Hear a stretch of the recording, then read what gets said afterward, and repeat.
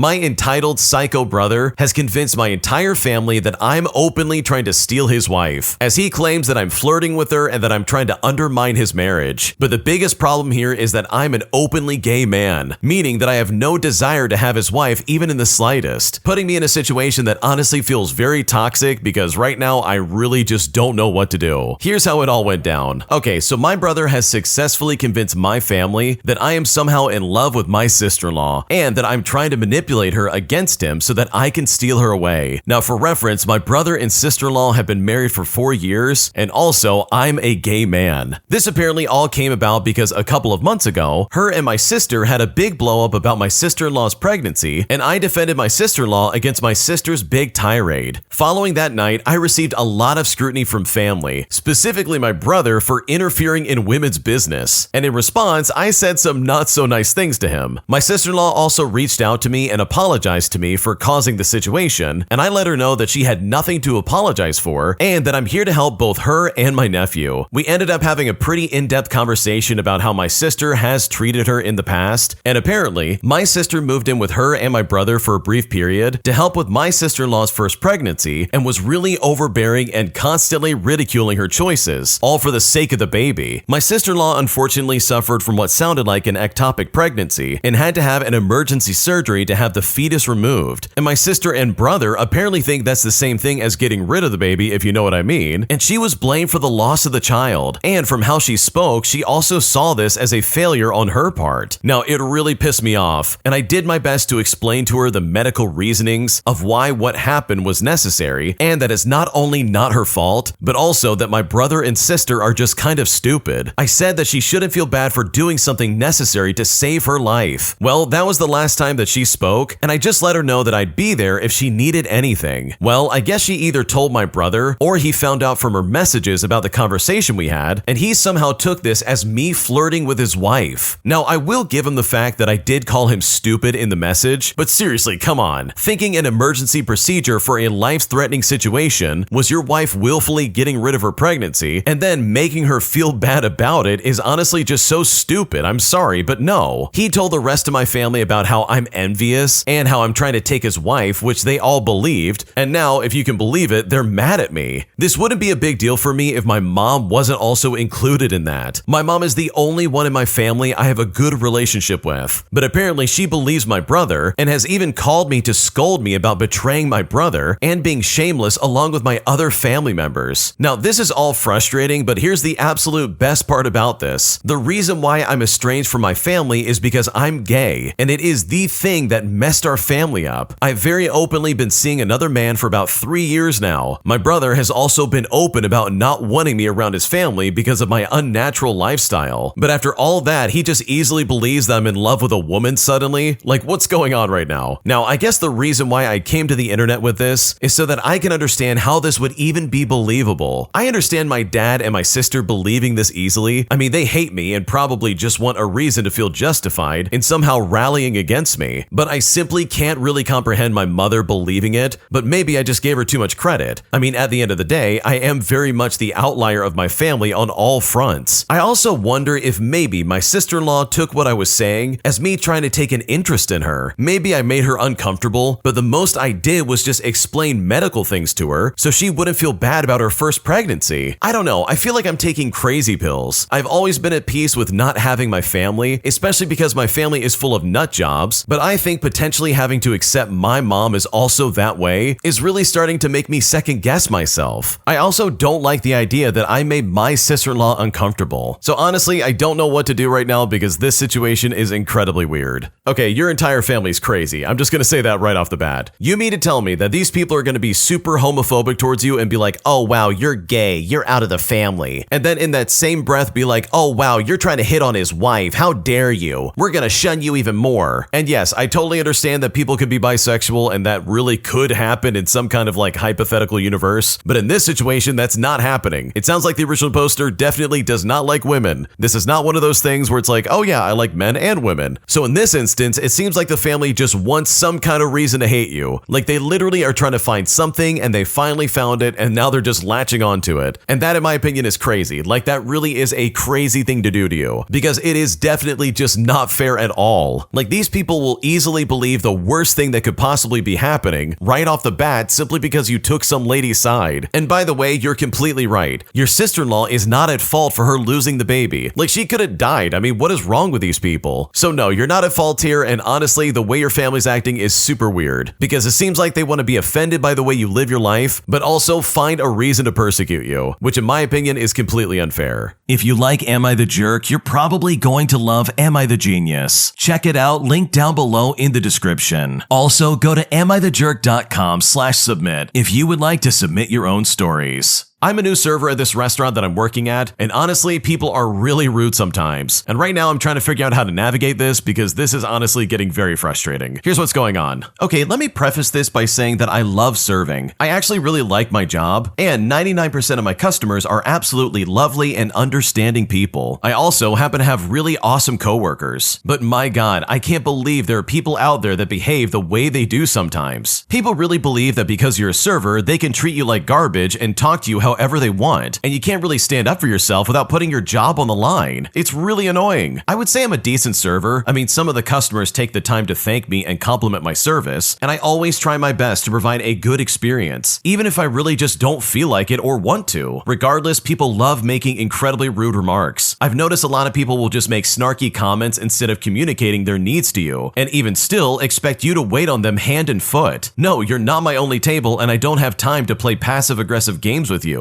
I usually handle this by being super nice in response, and sometimes the person realizes they're being a jerk and they stop, but other times the rudeness continues. Other times I pretend like I don't understand what they just said, and I avoid checking on the table as much as possible. I'm usually able to avoid taking it personally because it's just a reflection of the individual's self-esteem and need for control, and not anything that I did, but honestly it can be really hard sometimes. I'm a pretty sensitive person, and I can be hurt a little bit by some of these remarks, but I'm really hoping to grow some thicker skin as I move forward. On a positive note, I'm serious when I say that most of my customers are wonderful. I don't think a lot of servers can relate, and I feel really privileged for that, because those good customers make up for the few Karens I get by a long shot. Dude, as someone who has worked in the restaurant business, I relate so much to this, which is why I wanted to share it. Like, this hits me to my core, dude. There are just some people who are so mean to you. Instead of being a decent human being, they see you as like some kind of servant, as if they own you in some kind of way. Like, there really are some people out there who are so insecure and weird that they need some kind of control in their life. And guess what? As the server, you just happen to be that person. You're the 1 ounce of control they have over their crappy life. Because chances are they have an awful job that they get told what to do all day, and this is the only chance they get to be somebody. And I gotta be honest, I hate people like that so much. Like, in my opinion, and I think I've said this on this channel before, but the way you treat people in customer service is a direct reflection of who you are as a person. Because if you treat them like crap and treat them like, oh yeah, you're my slave, work harder, then you are a terrible human being. I truly think you're not a good person, and like, you need to check yourself and figure your life out. Because people in customer service, especially servers, are literally just trying to do their job. And if you treat them like crap, then in my opinion, you're a crap human being. My entitled psycho in-laws sent my husband an invite to his sister's wedding, completely ignoring the fact that these people were crazy and had burned bridges with our family from the very beginning. And right now, I'm honestly so stressed out that I just don't know what to do. Here's how it's all going down. Okay, I want to start off by saying that from the moment I had kids, my in-laws excluded me. On my first Mother's Day with 2 children, everyone exchanged gifts except me. The last Christmas I spent there, the only gift I got was from my nephew. In fact, my mother-in-law even lied to child services, saying that I was crazy and I fed my kids like animals, all because I didn't conform to their rules. Now, a year before the blow up and everything kind of went down in this post, we had already said that my sister-in-law, who we will call Felicia for the sake of the story, was not allowed around our kids. And the reason why is that she was actively trying to insert herself as my daughter's mother. Well, even though we established this boundary, my in-laws still snuck her around them anyways, showing us that they literally just didn't care. But the final straw is when Felicia literally physically attacked me while I was holding my 18-month-old baby because I told my father-in-law not to force kisses on my kid's lips. My mother-in-law stood there and just let it happen. And then later afterwards, they told my husband they would always stand by Felicia, even if it meant abandoning him. And then about 3 weeks ago, my mother-in-law finally reached out to me to try and fix things. And guess what? I was met with no accountability and her pretending that she didn't actually witness what happened, even though my husband also witnessed it, but he couldn't get to me fast enough. They told everyone in the family that I attacked Felicia, even though I physically couldn't have done it. I was holding my son in one arm and my diaper bag in the other, and they all watched me walk out of the room with my arms full. We have been extremely low contact or even no contact since the attack, and now a year later, Felicia is getting married, with them basically saying that she's met a good guy. Now, my husband has specifically stated that he would never go to her wedding because she burned the bridge. But just take a guess as to what my mother-in-law does anyways. She sent us a wedding invite to Felicia's wedding, addressing it specifically to my husband. Not me, not our kids, only him. And mind you, this was weeks after him saying that he would never go to the wedding. So even after everything they've done, they seriously think that he would want to celebrate the sister who assaulted his wife and child. I mean, how delusional can you actually be to think that he'd go and pretend to be a happy family with them just for pictures and appearances? So truly, this whole situation is so messy that I'm just not sure what to do. Okay, this is some scary stuff because, oh my gosh, my first question immediately was to say, wait a second, why did you not call the police? But the original poster has an update because they basically said that their father-in-law is a retired cop, and at the time, the husband basically said it was safer to leave as a family just so they could basically protect the family and the kids. And that really sucks because, like, holy crap, I can't imagine having someone attack me while holding a baby, all because you're like, hey, don't kiss my kids on the lips. Like, in my opinion, I think it's time to go actually no contact because these people are literally enabling Felicia to be a terrible person while also trying to deny it and be like, oh no, you're the one that actually attacked her, not the other way around. So yeah, this whole situation is weird, and hopefully you're able to escape these people and literally go no contact once and for all, because they definitely do not sound like good people. Am I the jerk for not letting my friend stay in my second property for free simply because I don't trust him, as he literally got evicted from his last place for not paying rent? Because right now he's calling me a jerk and trying to turn this situation against me, and at this point I really just don't know what to do. I want to start off by saying that I'm a 27-year-old male and I come from poverty, and I mean like bad poverty. Myself, my parents, and two sisters grew up in a studio apartment, barely surviving, and it was honestly horrible. I love my family, but I hated my living situation. Now, because I found it so hard at home, I threw myself into my studies. I was in every extracurricular, and I ended up doing really well in school because of how much time I spent there studying and doing extra credit. Thankfully, this got me a full ride to the college of my dreams, and my family was really proud of me. I did great at college and enjoyed having my own space in the dorms. I then left and I went straight into work. I saved a lot of money, made some good investments, and I was very frugal, which now means I'm financially stable, and I have a really sweet house with my girlfriend, as well as helping my parents and my sister out. Recently, we decided to branch out into owning and renting properties and bought a neat little apartment near where my friend, who we will call Paul, is also based. Now, Paul recently found himself homeless after falling short on rent a few too many times. He has been couch surfing, and it's only gotten worse since he lost his job for failing a drug test. He found out through another friend of ours that me and my girlfriend got this apartment and has been blowing up my phone nonstop about wondering if he could stay in it. I called him back last night and I said that I was happy to rent it to him, but that he couldn't live there rent-free because as it is, it just wouldn't be sustainable for me. He then called me a jerk and said I made more than enough money for him to stay there just until he got back on his feet. Now, I feel bad because I know that this could help him out, but I also just don't trust him. His last apartment was a wreck, and even if I was to rent it to him, who's to say that he's actually going to pay for things? My girlfriend thinks that we should let him stay there for a bit until he at least has a job, but I don't trust him to hold this end of the bargain and only stay there short term, as he has a reputation of being given an inch and taking a mile. So seriously, am I the jerk here? Because at this point, I really just don't know what to do.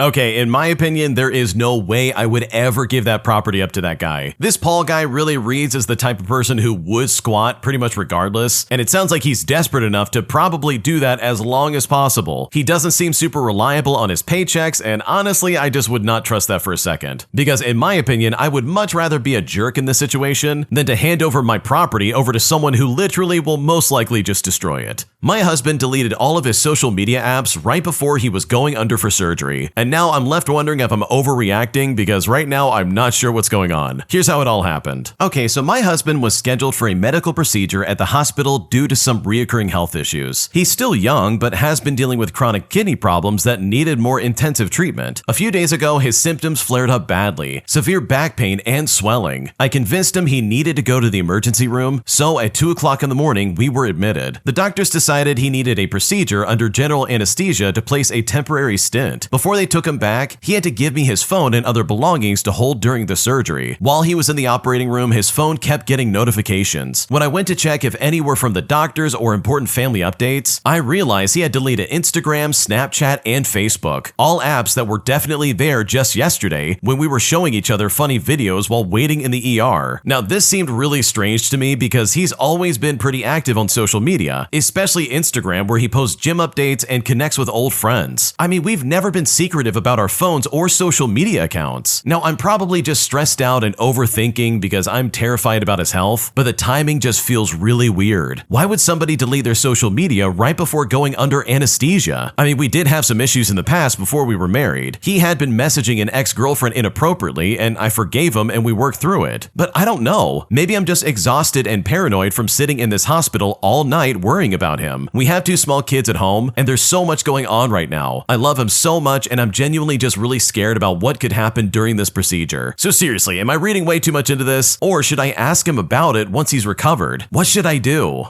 Okay, this seems incredibly suspicious. First of all, yeah, this is super sketchy. You mean to tell me the guy who literally has always been on social media decided to delete his social media from his phone once he realized he was not going to have control over his phone and who's going to look at it, namely you. Like, really? That's what he did before going under anesthesia for surgery? Like, dude, what's going on right now? That seems really sketchy in my opinion, and I just can't understand why someone would do that unless they're trying to hide something. So no, I don't think you're overreacting at all. I think you absolutely should ask him about it when he's like awake from surgery and be like, wait a second, what's up with this? Why did you delete everything on your phone? What's going on? Not to mention the fact that he's already talked with his ex-girlfriend once, like who's to say he's not doing it again? So yeah, this whole situation seems a little bit sketchy, and I don't blame you for feeling a little bit paranoid. My coworker thinks it's my responsibility to buy coffee for the entire office, even though we're supplied it for free by the job itself. Because after I brought in some coffee literally like a few times, this one coworker is bothering me about it every single time I see him, and honestly, it's getting incredibly annoying. Here's what's going on. Okay, to start things out, I love coffee and I make and drink it every single day at work. My job actually supplies us with ground coffee that's definitely not gourmet, but it does get the job done. Now, 3 times in 6 months, I've brought in better ground coffee and I've shared it with my coworkers by brewing a whole pod. I also brought in a couple of creamers to use instead of the supplied half and half. One coworker in particular latched onto this and now asks me every time I brew a pod if it's our company's coffee or my own. And when I say it's the company, she scoffs, but still ends up drinking it in the end. At least once a week, she'll ask me if I brought my coffee, when the last time I brought some was like 2 months ago. Several times I've tried to nicely tell her that those were like one-off times, and she seems to understand, but then she'll ask me the next time she sees me. Today she asked me yet again, and then she said to me at the end, "Oh, you must not have gotten your raise since you don't bring coffee in anymore." And when she said this, to be completely honest, I saw red. I wanted to ask her why she was projecting her brokenness onto me since clearly she hasn't gotten any raises, if she really depends on me for coffee. Instead, I asked her why I would supply coffee for the office when we already have it for free. She then started stammering about a coffee fund that we could make, but honestly, I wasn't interested. If I had known that I'd be hounded about it until the rest of my days, I never would have brought any in, because this coworker is incredibly annoying. Yeah, having a coworker like this is so annoying because you do one good thing and then suddenly they're like, "Oh yeah, do this all the time. You clearly didn't get a raise. I mean, I don't see any coffee in the office." And it's like, dude, if you like that coffee so much, bring it in yourself. Why are you exclusively relying on me? Like, are you seriously that obnoxious? So yeah, this coworker sucked, and I honestly cannot stand people who act like that.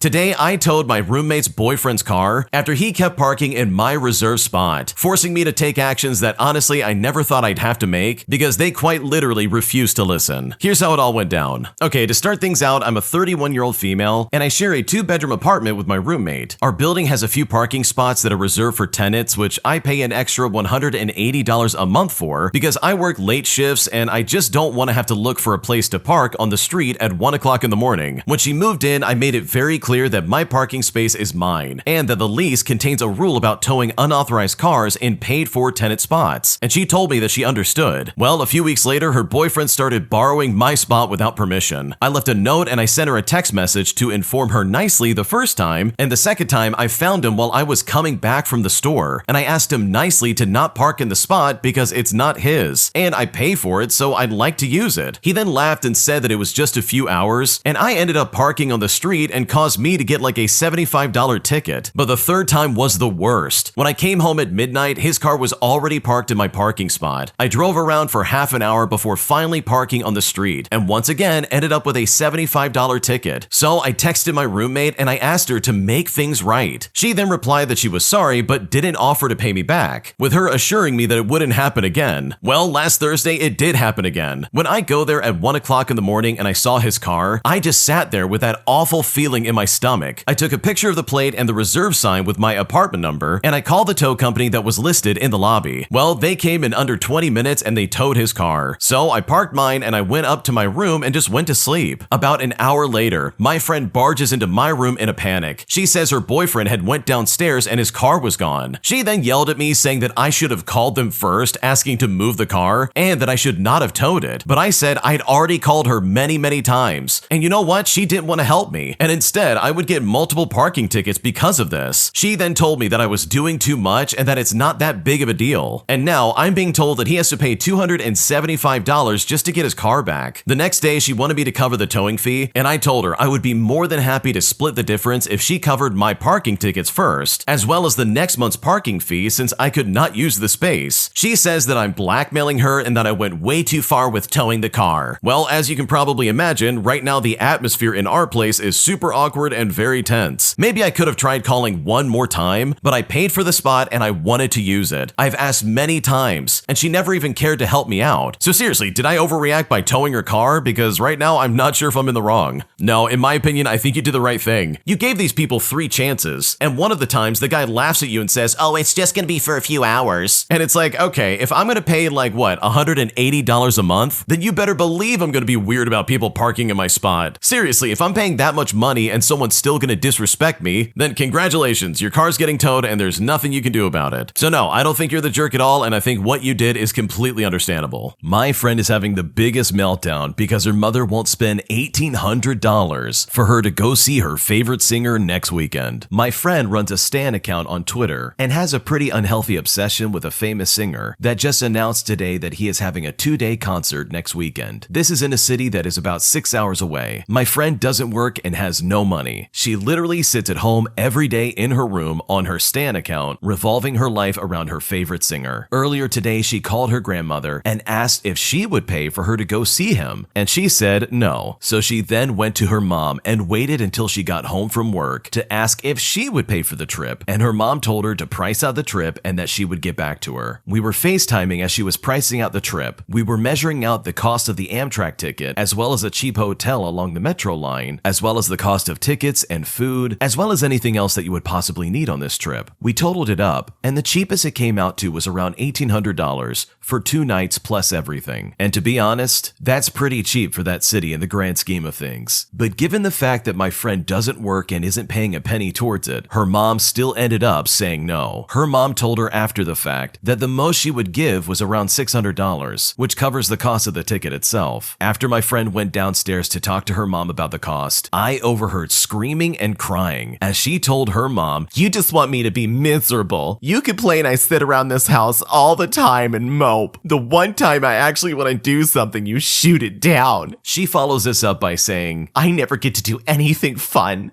You're so cheap when it comes to anything I want to do, but splurge on yourself all the time, and then have the audacity to complain when I'm depressed. You don't even care about me at all." Her mom told her she splurges on herself because it's her own money, and pointed out the fact that she was 22 years old and should have a job, and that as her mother, she shouldn't have to pay anything towards it, saying that she would be happy to help her, but she's not paying for the entire trip. My friend screamed, "Maybe if you would actually let me do things I want to do, then I would be happy enough to be able to work." And then she went on to yell at her mom for having her waste her time planning out the costs if she was just gonna say no anyways. Then she came back to her room, slammed the door, and her face was all red and crying. I asked her if everything was okay, and she was crying and said, "What difference does it make? Nobody cares about my feelings," all this other stuff. She then told me that she's not doing anything this weekend except crying in her room. I said, nobody wants to see you miserable, but $1,800 is a lot to ask for, especially for a last-minute trip. That's the price to cover 1 month of rent in some places. I know how bad you want to see this singer, but there will be closer opportunities in the future when he goes on tour again. It's not the end of the world. I then said, you're acting like a spoiled brat by screaming and crying over not getting to go. I then said you should try selling some things online this weekend to get the money to go. I then finished off by saying that I'm sorry, but I agree it's ridiculous that you expect your mom to fund this entire trip, especially since she's not even going. My friend did not take this lightly. She started screaming at me that her mother is always trying to get her out of the house, and she had her opportunity with this trip, so she has no room to complain anymore about her being depressed when it's her fault. And then she told me that I'm an idiot for even suggesting that she sell anything because all the hotels and tickets will be gone by the time she gets any money, and that I need to just keep my mouth shut if I'm just going to continue to be a jerk, just to purposely piss her off. I said I'm not trying to piss her off. It was just an honest suggestion. I explained that you could have your mother buy the concert ticket and then sell things to try and get money for a hotel or something. She yelled that I will never understand her pain, saying that she looks up to the singer as a father figure. And since Father's Day is super painful for her, she wanted to spend the day with him at his concert on Father's Day because it will make her happy. But instead, her mom just had to rip it away and ruin it for her like she ruins everything else. She then started crying more and told me she thought I was her friend, but I guess not, since I'm siding with her mom apparently. Also saying that I'm a piece of garbage and said some other terrible things. After that, she threw around some very explicit words that I won't say here, and then she hung up on me. So now, as a result, I'm kind of ignoring all of her texts. And I think that might be for the best. Wow, this girl is incredibly entitled. I can understand that you're super obsessed with a pop star or some sort of singer or entertainer that you're like, wow, I want to go see them. But to expect anybody, and I mean any normal average citizen, to just suddenly drop $1,800 so you can go and see this singer is just absolutely ridiculous. I don't personally know of anybody who just has that kind of money laying around. That's a lot of money. And like it was said in the original post, that's sometimes someone's rent for the month. You know what that $1,800 should be used for instead? Probably getting therapy. This reaction is absolutely insane for a 22-year-old woman. In today's economy, I can completely understand if someone still lives at home at the age of 22. Even up to higher ages, I totally get it. But to turn around and act as ungrateful as this lady did towards her mom, all because her mom wouldn't drop $1,800 suddenly for you to see your favorite singer, is completely irrational. There's no circumstance with this specific situation where I can think that that would be acceptable, especially when you consider the fact that the girl who's being super entitled in this story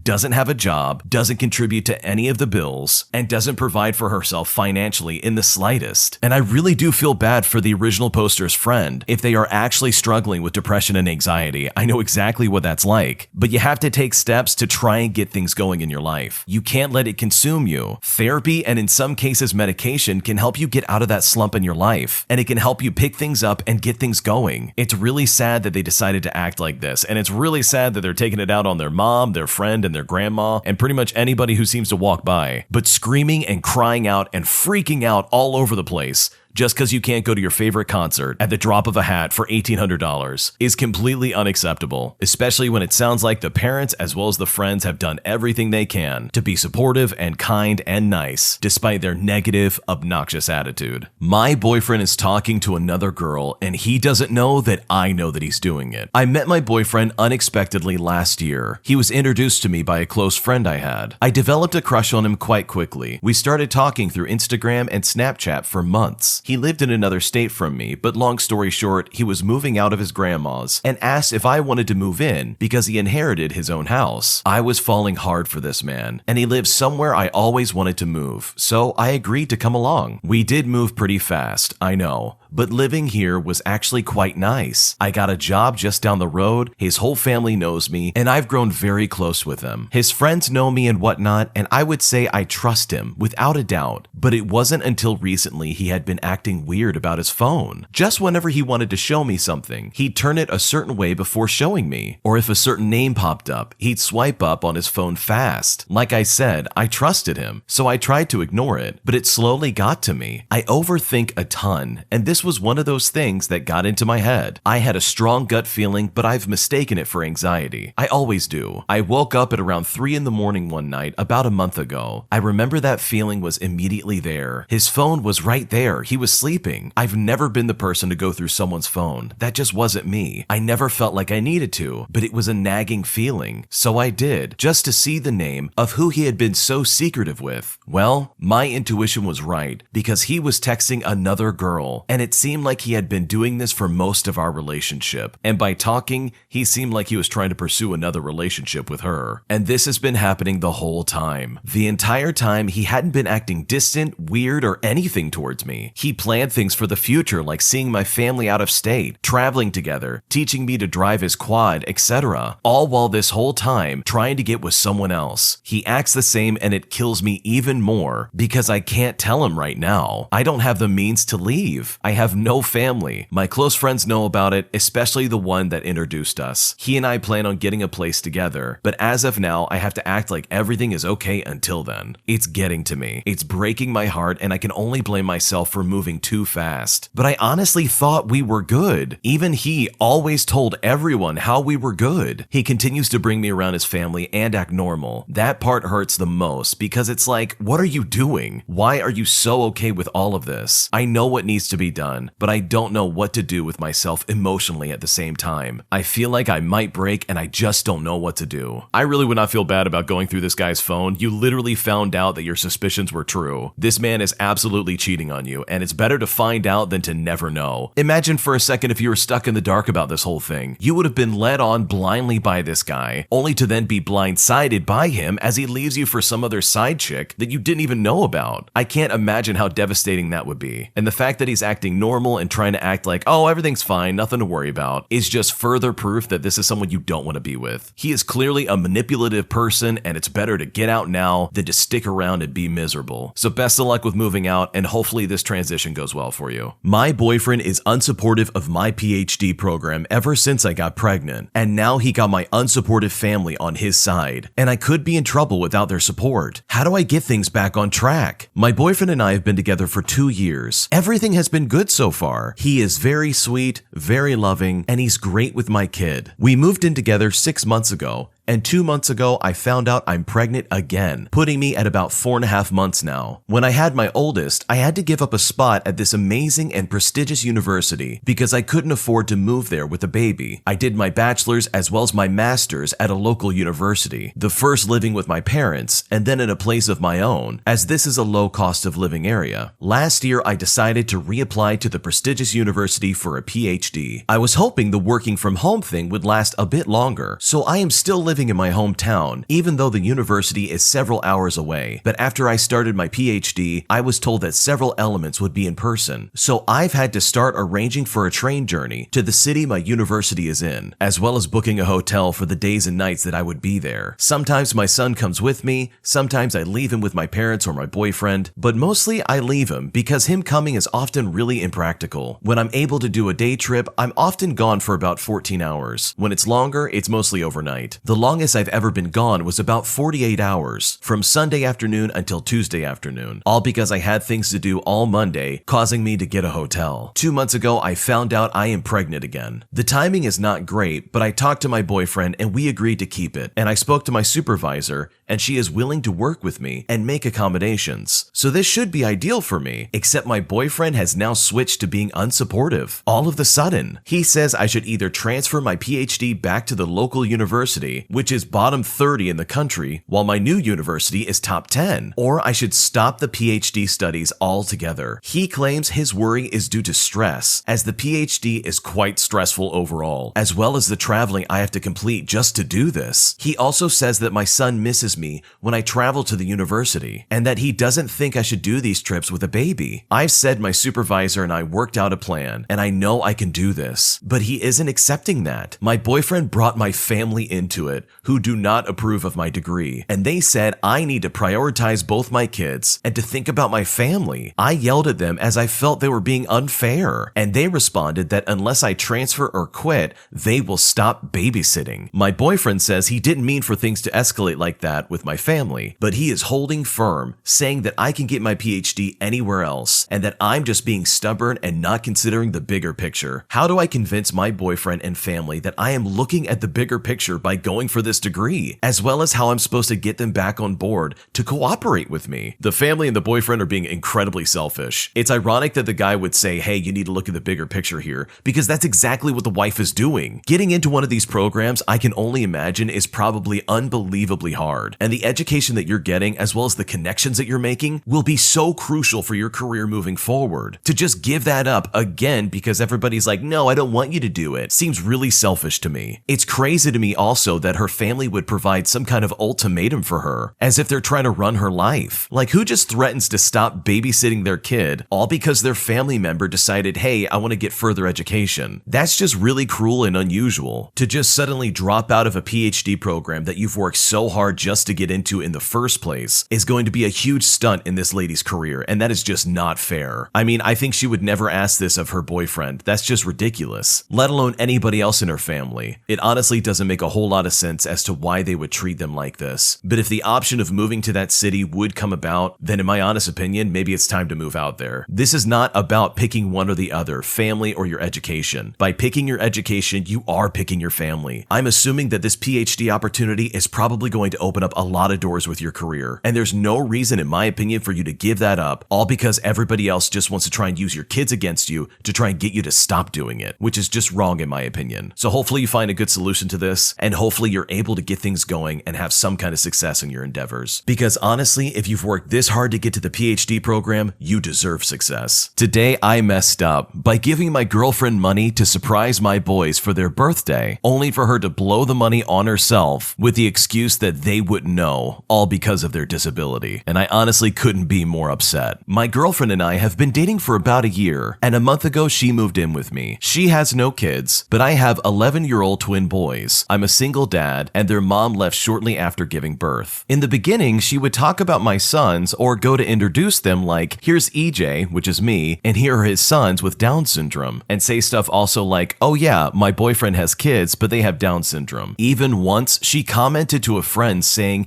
yeah, I want a baby, but my boyfriend has disabled genes. I don't want a Downs baby, which is incredibly ignorant, and I've told her how this bothers me. In my eyes, you put people before their disabilities. They have names. She usually apologizes and just laughs it off. At the time, I thought she was just oblivious and didn't understand disabilities, but boy was I wrong. Having twins with Down syndrome are unique, and I tell them every day how special they are. So when she is referencing them in a negative way, it's a relationship red flag. Today is their birthday, and I gave my girlfriend enough money to buy balloons, party supplies, as well as each of them a cake, as well as their favorite food, and to get a slip and slide. She offered to do this while I was at work. She said she was getting her hair done and then she would go shopping and set up everything. I was so excited to surprise my boys. I pick my boys up from their summer day program and head home. I walk in and it's just my girlfriend. I asked her where everything was and she said, did you not see my text? There was a text a few hours ago saying, oh no, I forgot my wallet. I said, okay, and? So because of this, she said that she forgot her wallet and used my money to pay for her hair. I told her there was no way she didn't see it missing and started getting defensive. She said she had this hair appointment booked for months in advance and that she would be put on a client blacklist at the salon for canceling. So instead, she just used my money and insinuated she would make it up to me somehow. I asked her why she took my money that I gave her for my boys, and she said,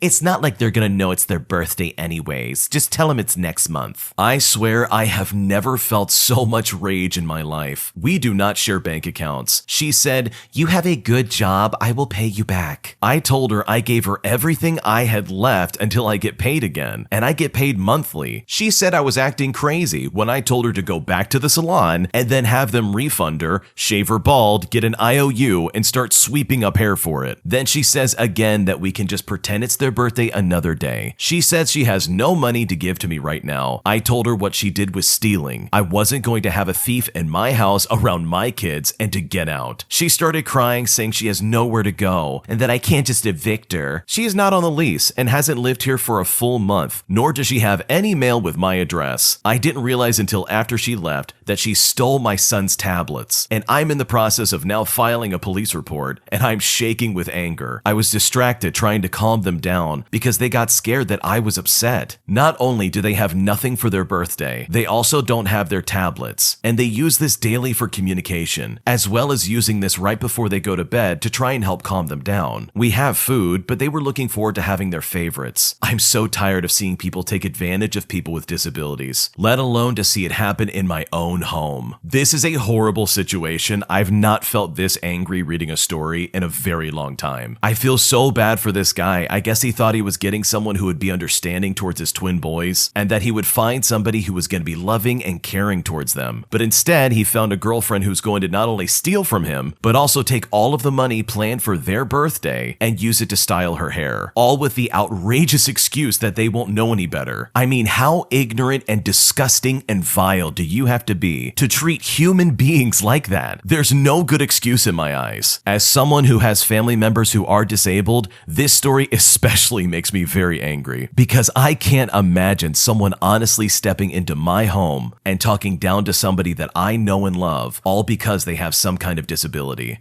regardless of what it is. I'm really happy that the original poster kicked this lady out of his house and decided, you know what, I'm picking my kids over you. Those twin boys, as well as the original poster, deserve so much better than that, and I hope they're able to get their tablets back, and I hope some stability comes back into their life, and that they're able to find peace and happiness once again, because they absolutely deserve it. Today I messed up by coming home early to surprise my wife, who was having a surprise birthday party for me. Now, I know what you're thinking. Who forgets their birthday? Yeah, I know it's weird. I had a little bit of a rough childhood, and my birthday was never really celebrated, or it was just forgotten altogether. Or sometimes it was both. So as I grew older, I forgot about myself. I mean, we never did anything and whatnot, so who cared? Now I'm married with a wonderful woman who's very thoughtful, but she always does some kind of party or date on my birthday. But sometimes I still forget. So today, I came home early from work to surprise my wife, who was ironically enough surprising me. I walked in quietly and I saw her in the kitchen with flour and cake mix on her forehead and tapestries. There were birthday cups, flowers, and gifts around the table. She was making a cake for a surprise party. My surprise party. My mouth dropped and I quickly walked backwards to the door, exiting quietly, and waited until 7:30 to come back home. My wife would have been so sad and she was working so hard. I couldn't ruin the surprise. So within a time frame of about 3.5 hours, I practiced my,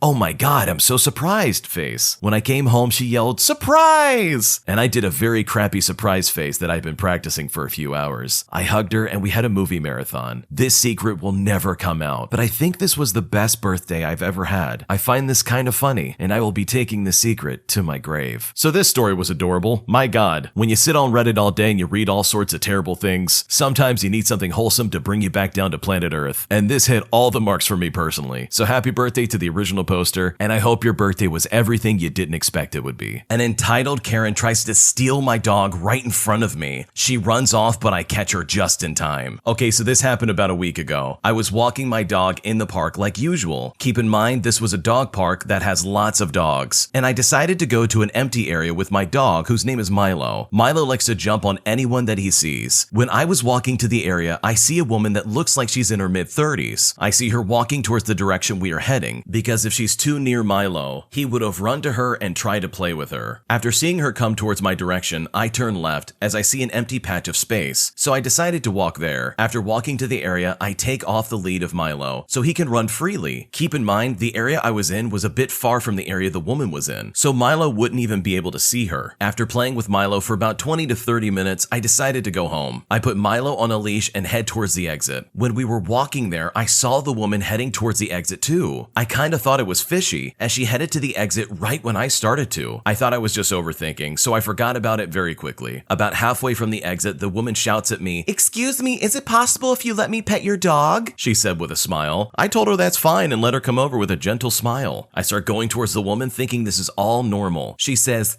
"Aw, look at you, gorgeous," she said in a cute voice while petting Milo. "What's his name?" I tell her that the dog's name is Milo. She goes, "Aw, he's so cute." She says this while she's still petting him. And while she's petting Milo, I see her take the lead off of Milo. I was going to tell her to not take the lead off as he might run off, but I was too late. Trying to not ruin the conversation, I just go with it. Right when I got distracted, I see this entitled crazy Karen run off with Milo. My brain stops working for a second as I was just confused as to what was happening. Then it got to me. She was running off with Milo, so I started chasing after her, telling her to stop. She was near the exit, so I got even more worried. Eventually, I caught up to her as I was almost out of breath from running. I grabbed my poor, confused Milo and pushed this lady into a bush. I told her to get lost and I ran home. I was honestly very surprised I didn't faint or collapse while running, as I'm not really an athletic guy. Currently, Milo is safe, and whenever I go to that park, I warn others about that crazy Karen. I tried contacting the police about it, but they said they couldn't do anything as I didn't have much information, and there was no cameras that got her face. I was kind of pissed off, but I'm glad most of all that I got my Milo back. If someone ran off with my dog, I would have done a lot worse than just push them in a bush. That's insane. That's why to me it's always important to microchip your pet. A microchip will basically allow you to get your dog back if someone were to steal it or if it were to get lost and someone were to pick it up. They scan it and they're able to get your address, your phone number, stuff like that. But what a crazy situation. It is horrifying to think that someone would try and steal my dog if I was in this situation, as a dog is someone I consider to be a part of my family. It's really scary stuff, it's absolutely horrifying,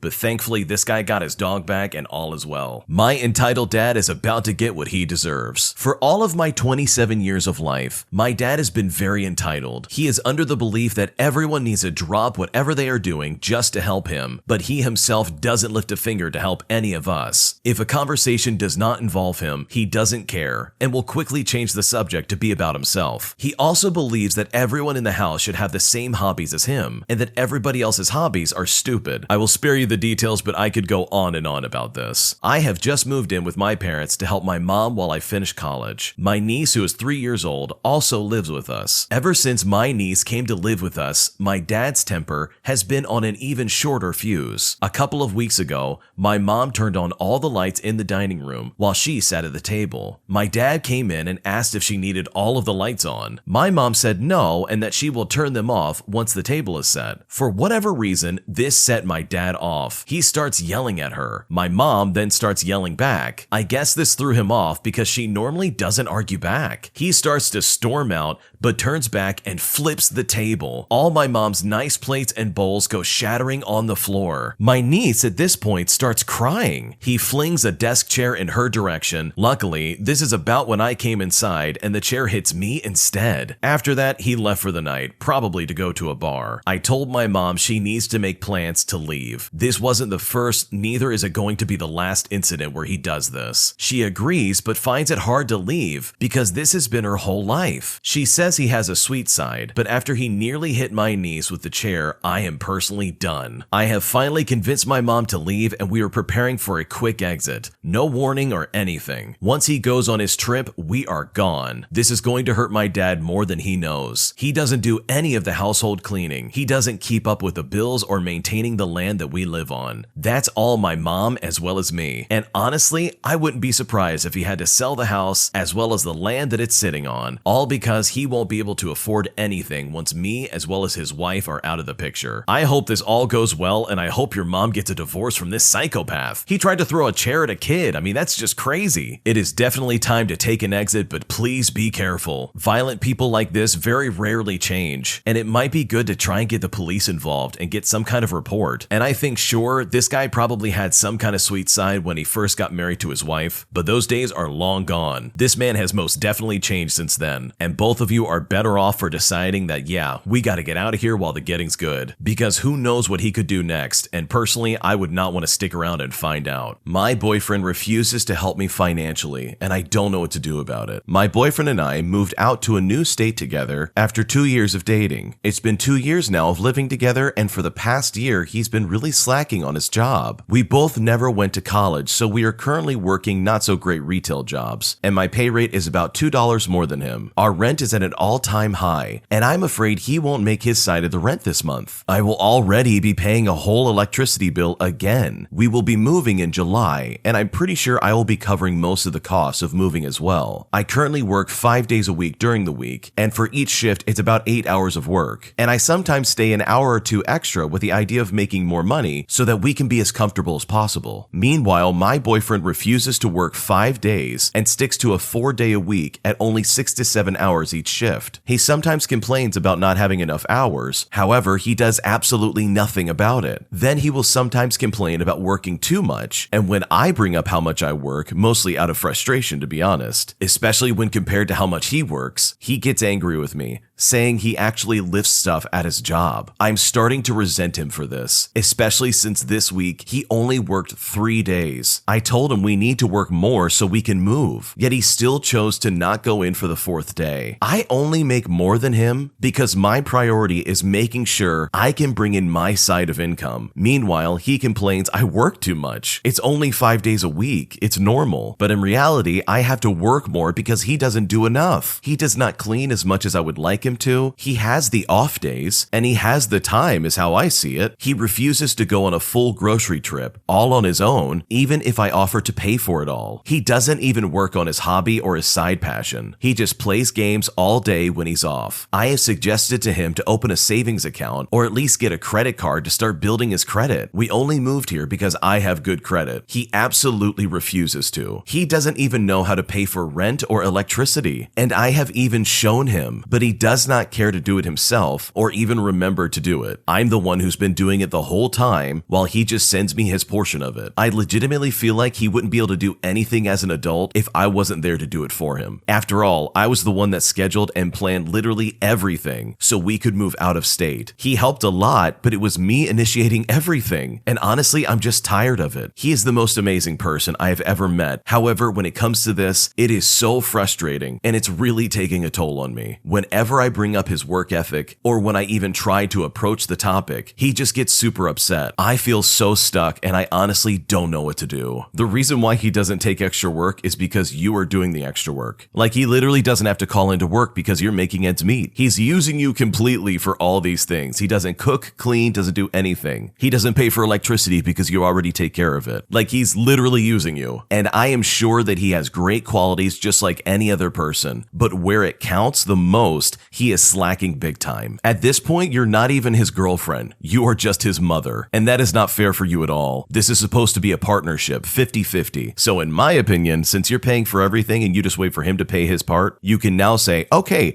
I'm going to pay 50%, and then you walk him through how to pay his portion. Exactly how to pay the electric bill, exactly how to submit his rent. That's probably going to be the only way to get things going. And if he can't even do that simple thing, then maybe it's time to move on. Maybe that's a little extreme, but it sounds like you've been putting up with this for a while. And if your boyfriend is a glimpse into the future of what your husband's going to be like, then in my opinion, you did not pick a winner. And that's okay, at least you know. So yeah, a healthy wake-up call I think in this situation will go a long way. My husband is livid that I went to a barbecue. I'm a 41-year-old female, and I went to a barbecue that one of my team members hosted at their house last week. My husband, who's 44, told me I disrespected him by going to the barbecue because I was in another man's house. There was 6 of us there, including the host's wife. She took a photo of all of us so I could submit it to our work's social media type platform. So there's proof of who was there, but my husband seems to think that because I was at some man's house, I was attempting to cheat on him. A little backstory, my husband is quite insecure and very jealous. His ex-wife cheated on him, which broke up their marriage, so he's constantly thinking I'm going to do the same thing as well. We've been together now for 9 years, married for 6. We have Life 360 on our phones, again because he is insecure and wants to know where I am all the time. I don't care because I don't have anything to hide, but apparently he's looking at my location and decides to call me. I don't answer because I was getting food, so he calls back when I'm sitting down, and when I answer, he's very angry that I'm at a man's house and wants to argue with me while I'm sitting around all my coworkers. I tell him we'll talk about this when I get home and hang up. He calls back again, and I don't answer a couple couple of times. He's texting that my behavior is unacceptable and that he didn't sign up for this. I'm quite confused because this is literally just a team building work event. As coworkers, we're literally just socializing because we haven't been able to with all of these COVID restrictions the past couple of years. He doesn't think men and women can be friends, and I don't believe that myself. I've told him straight up that if he's incapable of being friends with a woman and not messing around with her, then he shouldn't be friends with her at all, or any woman for that matter. I don't have that issue. I can be friends with anyone and not want to sleep around with them, if you know what I mean. I digress. The biggest issue is he hasn't been speaking to me since Friday. No worries, I've got friends and things to do. He finally realizes yesterday that I'm not initiating a conversation because I don't have an issue with my behavior. He comes to me and says again he didn't sign up for my disrespect, and he doesn't know if we're going to make it. I told him that relationships without trust are bound to fail. Either he believes I was at a team building event, and again, mind you, there were pictures available, or he thinks I was attempting to cheat. If he thinks I'm cheating, then I agree, our relationship is not going to make it. So am I in the wrong for attending a team barbecue with my team? Am I supposed to change my beliefs because of this? What should I do? The way your husband is acting is absolutely out of line. You already have Life 360 installed on your phone, and clearly he's looking at it. Like, how can he not look up exactly where you're at and then cross-reference it with, I don't know, the pictures that were taken? Like, it's pretty obvious you were not sleeping around, and it's pretty obvious that you're not going to cheat on your husband. You know what is going to make you leave your husband? Him acting like you're going to cheat on him. I mean, that level of distrust in somebody is just obnoxious. I don't care who you are, that gets old really quick. It's one thing to have anxiety about your partner not being faithful. It's a whole nother ballgame when every single thing they do is questioned. And going to a team building exercise does not mean that she is cheating on him. I mean, that's just ridiculous. People go to work events, trips, parties, all kinds of stuff. It's all there, generally speaking, to build camaraderie. So yeah, in my opinion, the entire problem with this situation is all on the guy. He's freaking out over something that hasn't and won't happen. But pretty quickly, she is going to be out of his life if he keeps villainizing her and assuming that she is cheating, even though from the sounds of it, she would never do that. My parents accuse me of ruining Christmas every year, and now they wonder why I hate Christmas. One of my parents' many deep wounds is that because they grew up poor, they never got to experience the magical Hallmark kind of Christmas that they grew up seeing on television. This is fair, but unfortunately for my brother and I, who were both raised upper middle class, our Christmases were much more elaborate, geared much more towards my parents, as if they were trying to live vicariously through us, than it was a holiday growing up. Christmas had to be this perfect event. It absolutely had to be filmed and documented. We spent just as much of the evening before and the morning of posing for forced family photos as we did anything else. There was so much yelling and screaming with the expectation that things had to go as planned and that the photos had to be taken. The big sticking point every year was naturally the most vapid and consumerist part of the whole event, the presents. For context, I have always had one true passion my whole life. I've been drawing, sculpting, painting, and sewing ever since I was a very young child. I work professionally full-time as an artist now. I still have my first sketchbook from when I was 5 years old, full of drawings of me trying to replicate the anime characters I used to watch on TV. I never had enough supplies, I was always running out. As I got older, especially, I was desperate for more advanced and expensive tools, like resin casting and drawing tablets. My point being, there were clear and obvious choices for presents. I put almost nothing but art supplies, and maybe something extra like a specific book I wanted, on the Christmas list my mom asked for us to make for her every year. Only my mom had a very interesting gift-giving habit. Despite asking for Christmas lists, my mom would often only get one or maybe two of the things on the list. She wanted the day to be a surprise, so she often bought whatever she wanted, and when it came to buying gifts for me, her daughter, that often meant buying things that she wanted, things she would have liked when she was my age. Again, trying to live vicariously through me so that she can get the childhood she always wanted. Not only that, but my mom wanted to buy me things that she felt looked impressive to share online, and art supplies wasn't impressive to her. So she would get me expensive jewelry, expensive clothing, weird gadgets, extremely overpriced bathroom products for some reason, and then maybe a few cheap art supply tools or materials, which, you know, is fine. I wasn't a greedy kid, and I appreciated the thought, of course. I didn't complain, but a polite thank you so much and a smile wasn't enough of a reaction from my parents. I guess I just wasn't a very good actor, but they could tell that I wasn't being genuine about liking something. They would start to interrogate me immediately. They would would say stuff like, "Don't lie. Why don't you like it? What's wrong with it? I thought you'd like it." And then, feeling backed into a corner, I'd be honest with them that I don't really like what they got me, even though I appreciate the thought. That always led into,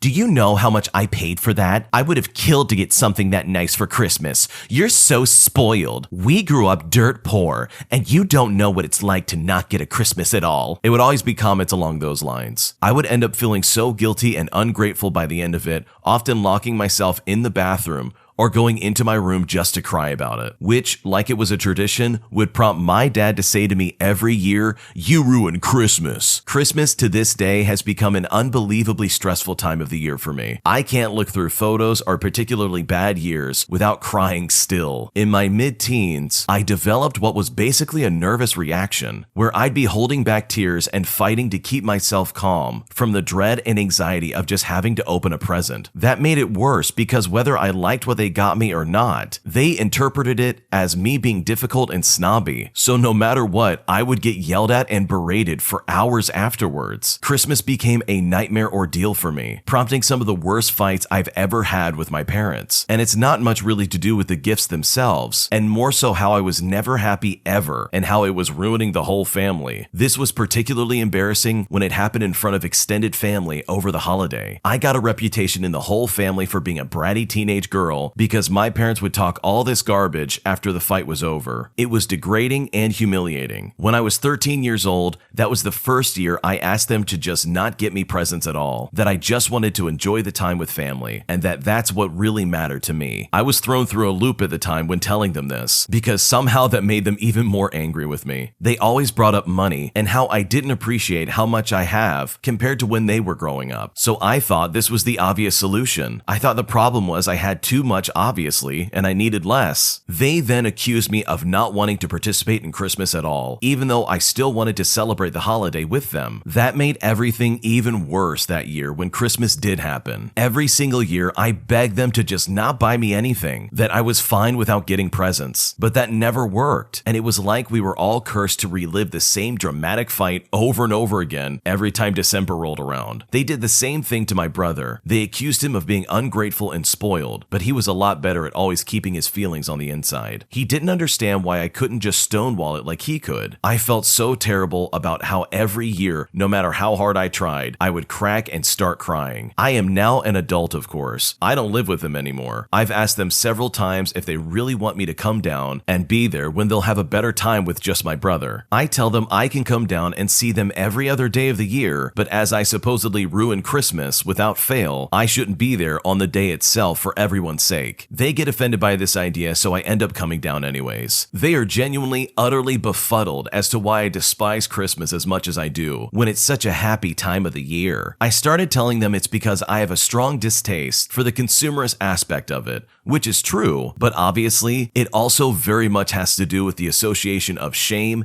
guilt, and humiliation. That seemed to have been the magic key though, because this year finally they agreed to not get me any presents. We compromised by them helping me get some new equipment for work, which was very generous of them and I very much appreciated. I love my fancy new work computer, which makes up for what my old computer couldn't do. This last Christmas went pretty well because of that. They complained the whole time and acted like it was such a shame I didn't have anything to open on Christmas Day, but I felt much more at ease. I just kept reminding them how much I love my work computer. I feel like a weight has been lifted and that Christmases will be so much easier to manage now that presents aren't in the equation. Still though, they know I have nothing but negative feelings towards it and that I refuse to celebrate it with any of the partners I've had, since the last thing I want is to bring that nightmare holiday into my relationship. Your parents suck. Let me just go out and say that. The fact that they were guilt-tripping you by getting you stuff that you didn't want and then treating you like garbage and freaking out on you when you didn't react the way they wanted to is just so toxic. What a terrible upbringing you had to deal with. I'm so sorry. I think honestly you should try and spend Christmas by yourself. Spend it with a loved one, spend it with anybody but your parents. I would never go back there next year, especially when they use you as some kind of scapegoat for their own insecurities. Like, yeah, we get it, you didn't have a good childhood, but you should in no way, shape, or form take that out on your children. You're never gonna have that Hallmark Christmas photo-worthy experience. It's never gonna be just perfect enough, and it sucks that this kind of family drama just went down on the kids. I hope you're able to move forward from this and find find some kind of celebration on this holiday, even if that means you stay home by yourself. An entitled Karen refuses to wait to be seen at a restaurant as she tries to claim a table that isn't being used and freaks out when other people get served before her. My manager eventually got involved. So I worked as a host for a restaurant last summer. It was during COVID, and while we had a lot of tables open,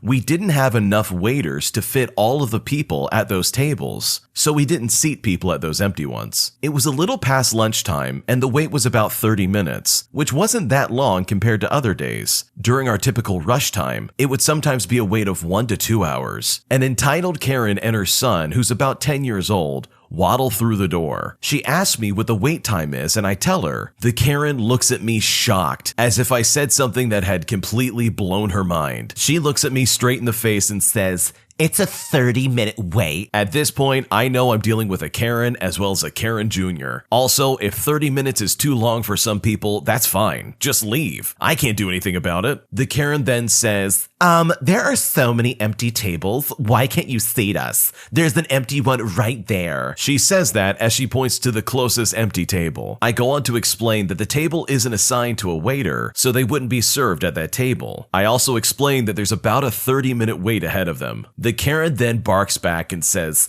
"Oh my God, I can't believe this. Do you know how hot it is outside? We can't wait out there. Are you kidding me? Why don't you guys have an AC outside? You expect us to just wait out there?" Thank God for masks, because that almost made me lose my mind. Also, there were other people waiting outside just fine, but she decided to ignore that slight fact. I go on to say that I'm sorry, especially for not having outdoor air conditioning. I then ask her if she wants to speak to the manager, and lo and behold, she says yes. So I get the manager to come and speak with her, and I tell the Karen that she'll be out in a few minutes. Just at that moment when I talk to this Karen, a waiter clocks in that works at the restaurant, and the table that the Karen wanted opened up and was seated with the next person on the wait list. And I had the pleasure of taking them to their table right in front of the entitled Karen and her demon child. Honestly, I was scared of the wrath I knew was about to be unleashed, but it was glorious seeing her face as someone else got the table she thought she was entitled to. After seeing this Karen went off. She immediately started bashing me, saying that the wait was too long, asking me how I could possibly seat someone else at her table after she had claimed it. At that point, I had simply had enough of it, so I went to get the manager again to deal with this entitled Karen. While my manager was dealing with the situation, I made sure to stay in the back so that the entitled Karen couldn't try and bring me into the whole ordeal in front of my manager. At the end of the day, she ended up leaving to eat somewhere else. Chances are, though, she'll probably have to wait to be seated there as well. Some people are just really stupid, most specifically this Karen, because air conditioning is not a thing outside. You know what outside air conditioning is called? Winter. I always love it when I see Karens get super entitled and then get super upset when their wishes aren't granted. It's not like customer service or other food establishments or genies, and they're just gonna grant every single wish that you could possibly want. Ma'am, you're not in Aladdin. Nobody cares. At the end of the day, they ended up leaving and going somewhere else, which is a blessing to everybody involved, because dealing with an angry Karen and their demon spawn is one of the worst experiences in your life, especially when they're gonna freak out over someone else taking a table that they never had any claim over in the first place. This next one came from the Am I the Jerk podcast subreddit. Check the links in the description if you'd like to submit your own stories. Am I the jerk for having to give one of my friends a much needed reality check? I'll start with some things about me. I've always been fat, not exactly obese or anything that would be a real danger to my health, but I wasn't always really fit, and this part of me always made me feel insecure about meeting and talking to people. Thankfully enough, my best friend, who I knew since we were very little, always told me that it was okay to look different, and as long as it wasn't threatening my health, it's not a problem. In time, I began to slowly accept myself as I was, and stopped having insecurities about my looks. This all happened when I was around 14 years old, so my body hadn't completely matured yet, and I was worried I might end up looking like this forever. So having someone tell me that everything was going to be okay felt really good. Unfortunately, I had no idea idea what was about to come. Fast forward 1.5 years, and now I'm in high school, and me, my best friend, and a group of other people who slowly became really close to us all got into League of Legends. I always had a very ferocious personality when it came to video games. I always wanted to be as good as my abilities allowed, otherwise I would feel dissatisfied. As time went by, I noticed that not everyone in our group agreed with this mentality. Some of us just wanted to have fun with the game, and that was fine. But my best friend here, oh boy, he was not having it. A lot of fights broke out in our group due to us flaming each other for playing poorly. I'm not gonna sugarcoat it. I was a real jerk when I got mad at the game, and I always tried to apologize afterwards because I knew I was harming the people around me. Just to be clear, out of all the people in our group, I was the one that played the most. I know it sounds very arrogant, but everyone knew how much time I spent on improving at the game and how much effort I put into it. My best friend, on the other hand, was much more obnoxious. He would flame everyone the same way I did, always complain about how no one does anything besides him, and was just really annoying. Despite this, he was playing extremely poorly himself, and pretty much only talked garbage without actually doing anything. At first, I was quiet about it. I thought it was just a phase and that it would eventually be over soon. But as time went by, no one could stand to play with him anymore. We all agreed to gather together and tell him the way that he's behaving was toxic and harmful to our relationship. And soon enough, everyone told him what was on their mind, and he went ballistic. He started screaming how he doesn't do any of that, and that he always apologizes, which, by the way, he doesn't, and that we're all just being too sensitive. None of us were really interested in listening to his ramblings, so we cut him short by asking, "Are you going to try and change?" To which he responded with a yes. We took his word for it, and after a week of awkward silence, we started talking to each other again. And sure enough, he hadn't changed one bit. If anything, he had gotten worse. He started being much more aggressive to me in particular, as he knew I was the best player in the group, and probably got an ego boost from talking garbage to the guy that was better than him. To me, this game was very special. My best friend here had always been much better than me at pretty much everything, from sports to school to making friends. So to me, having one thing that I was better than him at made me feel pretty good. But to him, the idea of having anything where he wasn't better than me was completely unacceptable. That's when it hit me. He was using me as a scapegoat for his own insecurities. He was comparing himself to me and feeling good about being so much better than me at everything. So when he realized he couldn't become better than me at a game, he tried to act like he was. Soon enough, we all got tired of him again. We had the same gathering, we had the same conversation with him, and told him that we can't keep going on like this. All that jazz. But this time, he claimed it was my fault. He actually told me that I had twisted everybody's opinion on him, and that I was some supposed mastermind turning all of his friends against him, and that supposedly if it weren't for me, things wouldn't have ended like this. I was fuming. I couldn't believe that after all this, he has the nerve to blame it all on me. After discussing everything with the group, we agreed to kick him out and to cut ties with him, which we did. That was the only time in my life where I actually cried my eyes out. The one best friend I made in all of my years was now gone. After a few weeks, I learned that apparently he had contacted everyone from the group and slowly fixed the relationship between them and him. That is, everyone except for me. Soon enough, everyone from the group slowly stopped hanging out with me in order to get together and play with him. I felt so alone. I felt like everything was slowly getting taken away from me. I was really depressed around that time, and I started hanging out with a really bad crowd, with which thankfully I managed to cut ties with and move on. This all happened a few years ago, and I still have regrets about how things ended up, and I sometimes wish I could go back and try to say some things differently in hopes of things ending up in a different way. I was the one who told him most of the things that made him unpleasant to be around, since I knew him better than anyone and was by his side since we were little. I was the one to give him a slap in the face and tell him that he was being obnoxious when the others didn't want to, as they weren't so close. So am I the jerk for refusing to pretend that everything was fine and telling him everything? I don't think you're the jerk at all. In fact, I think your friend is the jerk in this situation. I know exactly the type of person you're dealing with, by the way. It's that kind of person who, no matter what, is always going to be the star of the show and is 100% going to try and be better than you at everything you do. And that's super obnoxious. And it's really unfortunate that the rest of your party decided to go along with him, even though he was being extremely toxic. And the fact that he turned your friends against you, as well as your friends turning against you because of this guy that they already kicked out of their group, speaks volumes about all of them. There's no way for you to go back and somehow make this better. But but in my opinion, I think you're going to be better off moving forward without these people, because they're clearly all toxic, or by their own admission, the rest of your group who stayed silent and pretty much didn't do as much talking as you did are super toxic for letting it escalate to this situation as well. Across the board, whether they're proactive or more reactive, as it sounds like the rest of your party was, I think you're better off without any of these people. So no, you're not the jerk, you spoke your piece, and things just didn't work out the way you hoped it would. But that does not make you a bad person or in any way, shape, or form in the wrong, in my opinion. But what do you think? What would you do if you were in this situation? Have you ever experienced this type of drama when playing online with a group of friends? Leave a comment down below, we'd love to hear it. An entitled customer gets mad at me that I won't accept a fake credit card, and then proceeds to freak out. This happened several years ago. I was working as a cashier at a very cheap hardware store. This is the type of store that you went to save money, not to buy tools that will last. So you are definitely getting what you paid for. Honestly, it was a nightmare. Corporate would have strict rules about what we could and couldn't do. If we couldn't do something, customers would yell and scream, ask for a manager, the manager would hear them out, and then go against corporate and do whatever they wanted anyways. It just made all the cashiers look like idiots, and I got the look several times from people. This one customer I'll never forget came up. He walked up to the cash register with several hundreds of dollars worth of merchandise. When I gave him his total, he pulls out a piece of computer paper that had a blown up picture of a credit card, with the picture probably taking up the majority of the space on the paper. In fact, the name on the card didn't match his ID. He had made up some story about how it's his boss's card and that he does this all the time. I, of course, like a good employee,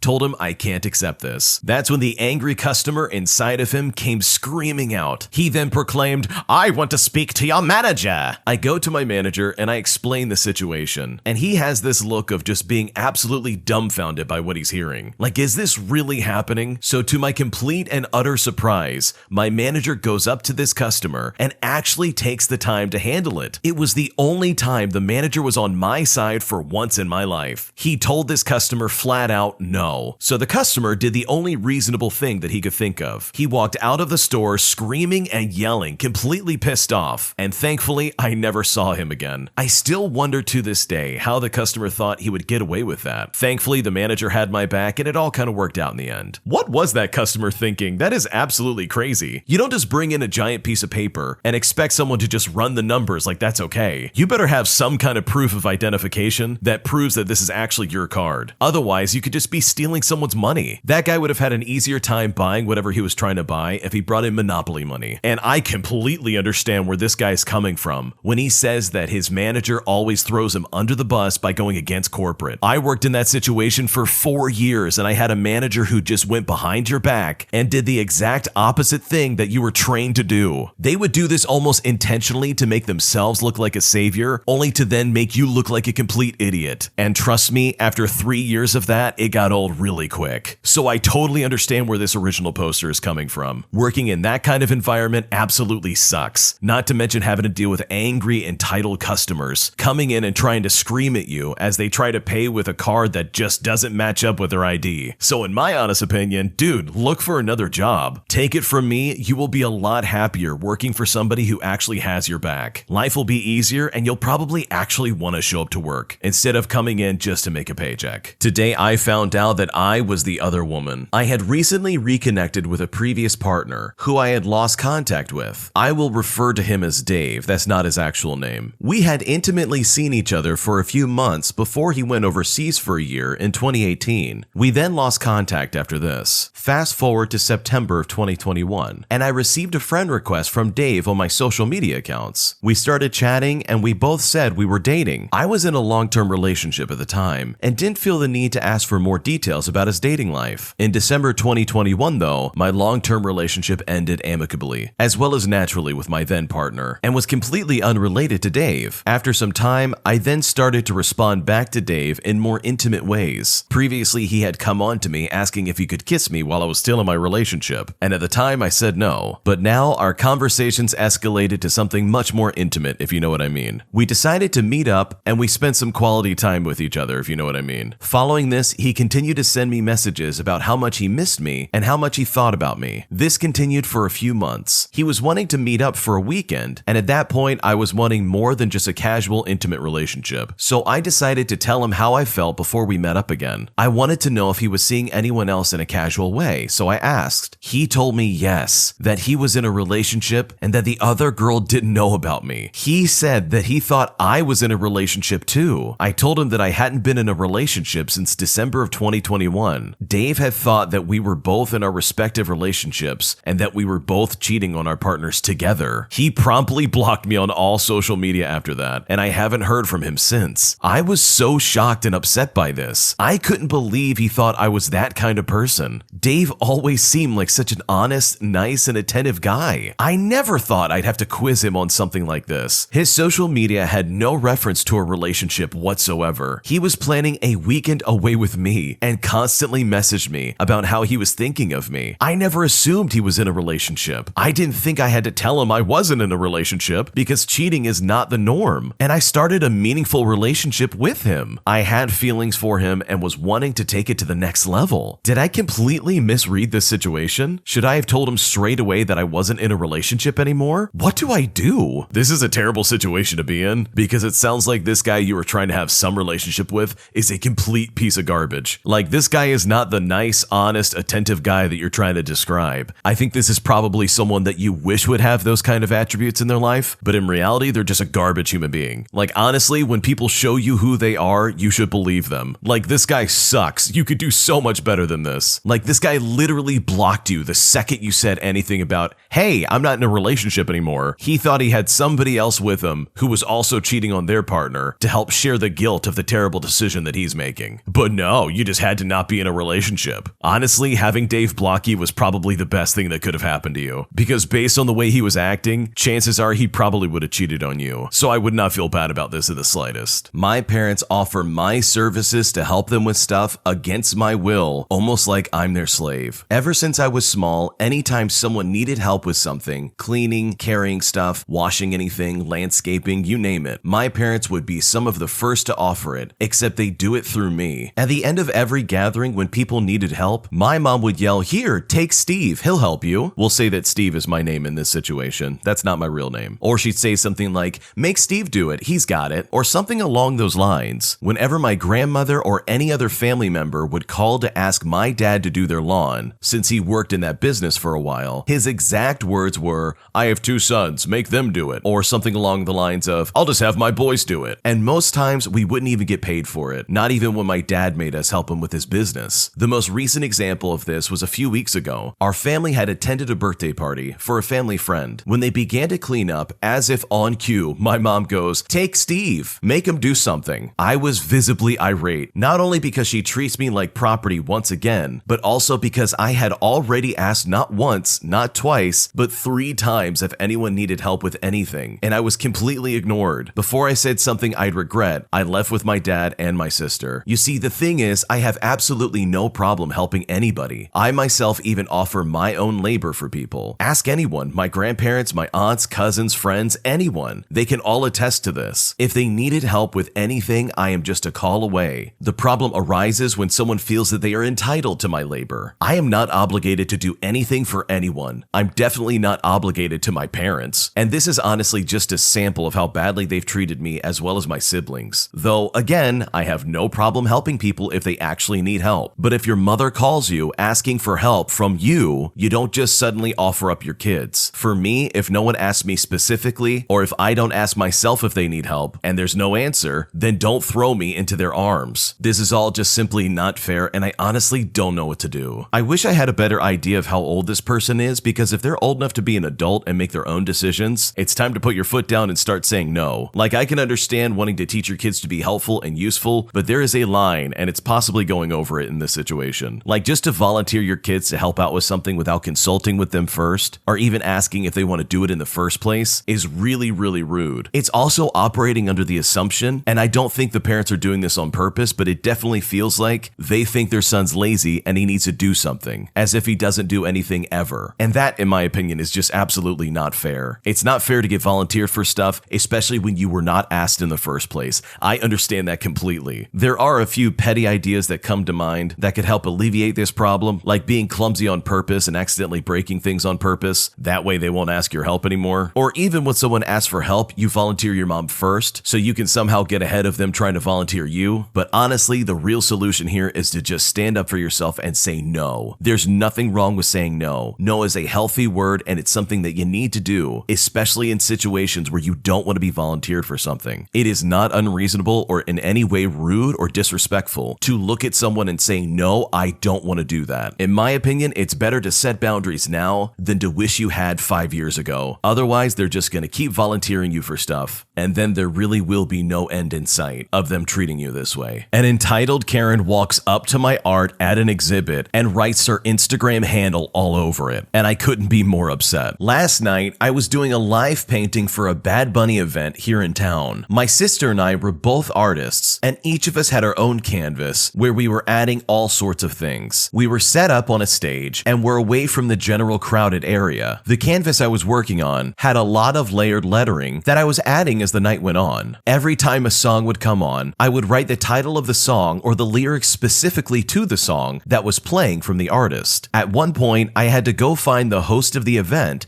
to ask for something. While I searched for him, my sister was talking to one of her friends and left the stage we were on to go find him. When I came back, there was a girl holding one of my paint markers standing on stage, and she had written her Instagram handle smack in the center of my art piece. As soon as I saw her, I rushed over to her and asked her what on earth did she think she was doing. I repeatedly told her, who on earth do you think you are to just come up here and start touching other people's stuff without permission? She said that she was also an artist. I told her, I don't care who you are. If you're an artist, you should know better. I also said that nobody gave you permission to come up here. She tries to say, well, you should have put up a sign saying not to come up here. To which I replied, honestly, who does that? It's common sense not to touch other people's art. She got mad at me saying that someone else did it too, to which I replied, I don't care, please leave. She never even apologized and just kept talking, trying to make me supposedly chill out. And I just spoke over her and kept saying things like, I don't care, please leave, and what's wrong with you? She just kept talking. She eventually left, and I grabbed a can of spray paint and wrote over her Instagram handle. I wish I would have taken a photo of it first before erasing it, but I was so angry I just covered it right away. I then found my sister and sternly scolded her for leaving the station because she was talking to her friends. Next time, maybe I will put up a sign not to come up on stage and vandalize someone else's art. That's a bummer that the original poster got rid of their Instagram handle and didn't take a picture of it or didn't look it up before they got rid of it. It would have been interesting to see if they tried to claim that art as their own. I know a lot of people on Instagram sometimes do that, where they take someone else's art and they're like, hey, look what I did. Even though it's like super obvious that, hey, no, you didn't. So it would have been nice to check that to see like, oh, did they try and steal my art? But it is what it is. It's so crazy that someone would walk up and vandalize someone's art. Like, how can you not see that the paint is probably still wet? In no situation is it okay for you to vandalize your art with your stupid Instagram handle. And you know they only did that just so they could get attention, because they themselves probably couldn't even get hired for a venue like this, let alone make something that was noteworthy enough for you to put your Instagram handle on it in the first place. I mean, what a trashy person, to be honest. But next time something like this happens, hopefully they keep the Instagram handle so they can message them later and shame them just a little bit more for trying to steal their art. This next one came from the Am I the Jerk podcast subreddit. Check the links in the description if you'd like to submit your own stories. Am I the jerk for telling my mother she couldn't visit me and my child? So I just had a baby 5 months ago, and my mother invited herself to stay in my house for a month while I was waiting to go into labor. She insisted on being in the delivery room while I gave birth without asking me how I felt about it. She even went as far as getting a special certification just so she could be in the room. COVID is a huge concern around here, and I had just gotten over having it, along with my husband. I had an OBGYN appointment and asked about the rules of the hospital in regards to people being in the room with me while I was delivering, and the nurse told me that if I tested positive for COVID, one person could be with me, but they couldn't leave the room. My mother insisted that it should be her to be let in the room rather than my husband, and this is because she is a first-time grandmother. I explained to my mom that my husband would be the one present if by chance I still tested positive. So the time comes around around for me to deliver my baby, and my mother is in the lobby waiting for me. I ended up testing positive for COVID, and I called my mother, who was still waiting in the lobby to be let in, and I explained to her that she could not be in the room. She then accused me of lying to her just so I didn't have to have her in the room with me, and she ended up driving back home because of that. I delivered my baby and things seemed like they were going well. My mother came back to the hospital and visited, and I asked her and my stepfather to wear masks because they were traveling across state lines, and I was worried that my baby might get sick. They had no issues aside from a few comments about how apparently the baby wouldn't know what his grandparents look like with these masks on. Fast forward to 2 months ago, and they were supposed to visit me and my family for my birthday. I once again texted them and asked them to wear masks and politely expressed why I put those rules in place. My mother read the message, and a few seconds later, I received a call from her. She started off the conversation by saying that she hadn't gone anywhere in the past few weeks, even though she texted me multiple times previously saying that she was out with friends, she was at a gathering for family, etc. She then went on to say that she shouldn't have to wear a mask because it was unfair to her and that it was dangerous for the baby not to see her without a mask. I stood my ground and told her that I was concerned for my baby's health, but she proceeded to scream at me and even bring my disabled father into the conversation. She said, "Your father is dying and you don't wear a mask around him when you see him. Don't you care about his health?" She knows I'm very sensitive when it comes to my father, so I felt like this may have been a direct way to try and hurt me. But I ended up telling her that I did not want her to come and see my son if she was going to treat me that way. I'm an adult now, and I feel that even though I'm her child, I am not a child. I feel that if she wants me to respect her, I should get the same respect in return. So I go back to the same question. Am I the jerk for telling my mom she can't visit my child? Not at all. You are not the jerk for this situation. I've always had the opinion when it comes to your child, you set the ground rules. And if your mom can't respect those rules, well then congratulations, you can't see the kid. And it's hilarious that this mom would try and say, well, the baby's not going to recognize us if we're wearing our mask. This baby doesn't even realize that it's a baby. It hasn't even reached object permanence yet. It doesn't even know what a human is, let alone a mask. Like, the baby's not going to remember this moment. You are. And as far as I'm concerned, the original poster's mom in this situation is just being selfish and incredibly toxic. Especially when it comes up to this mom bringing up the original poster's disabled father. The OP is right. This lady 100% brought that up just to try and hurt them. And you definitely don't need to put up with that. So no, you are not the jerk in this situation. And I think it's great that you stood your ground. You are an adult now and you're no longer a child. And if they want to see your kid, they gotta play by your rules. An entitled influencer gives our salon a 1-star review after being a terrible customer. So this girl booked online for a short hair blow dry, and when she arrives, she literally has hair down to her bottom. Our hairdresser politely told her that she had booked a service that takes around 30 minutes, whereas her hair would take at least an hour to do. This girl works in the beauty industry and is well aware of how these bookings work. So we suggested that she could either reschedule or cancel her appointment, or we will recruit some of the other salon workers to help out and make it happen for her. So the manager helps do the blow drying, and the girl is chatting away with no drama. We get it done in the end, and she's happy. She gives no complaints, and in the end, we actually charge her for the short blow dry rather than the long one, just to be kind. All because it was a bit hectic with the 2 people helping rather than 1. The next day, we get a 1-star review on Google. We're surprised, as we did go out of our way to make it happen for her, and she was genuinely happy when she left. We speak to her on the phone, and she just says how traumatizing it was, telling us that she felt rushed and that some water went on her face when her hair was being washed. She still says that she loved the blow dry, but the rest of the experience was just anxiety provoking. So we did our standard thing. We apologized for her bad experience, and we offered to have her come back in for a free treatment, just to try and smooth things over. Typical customer service stuff. But unfortunately, she has not answered back. She has since gone to another salon and is now posting discount codes for them. Our salon reviews are otherwise 5 stars. And of course, this has brought the overall rating down for something that we feel is totally not justified. It was really confusing and honestly just really rude. That is really unfortunate that someone would go to such lengths just to give a bad review to a salon, or to any business for that matter. The only time I would ever go online to give a 1-star review to a restaurant or a place of business that I've gone to would be if something legitimately terrible happened. Like if I saw an employee do something absolutely ridiculous. And I'm not even talking about minor slip-ups. I'm talking about some kind of earth-shattering experience where I'm like, whoa, I can never go back there again. I honestly hate how people use Google reviews as some kind of like open threat against businesses just to try and bring them down. And in this case, the 1-star review was absolutely not warranted. Like, you know how you make a change in a business or some kind of operation? You talk to the manager, you discuss the issue and say, hey, this is how I felt after this experience. And then you can get the free treatment and some kind of correction.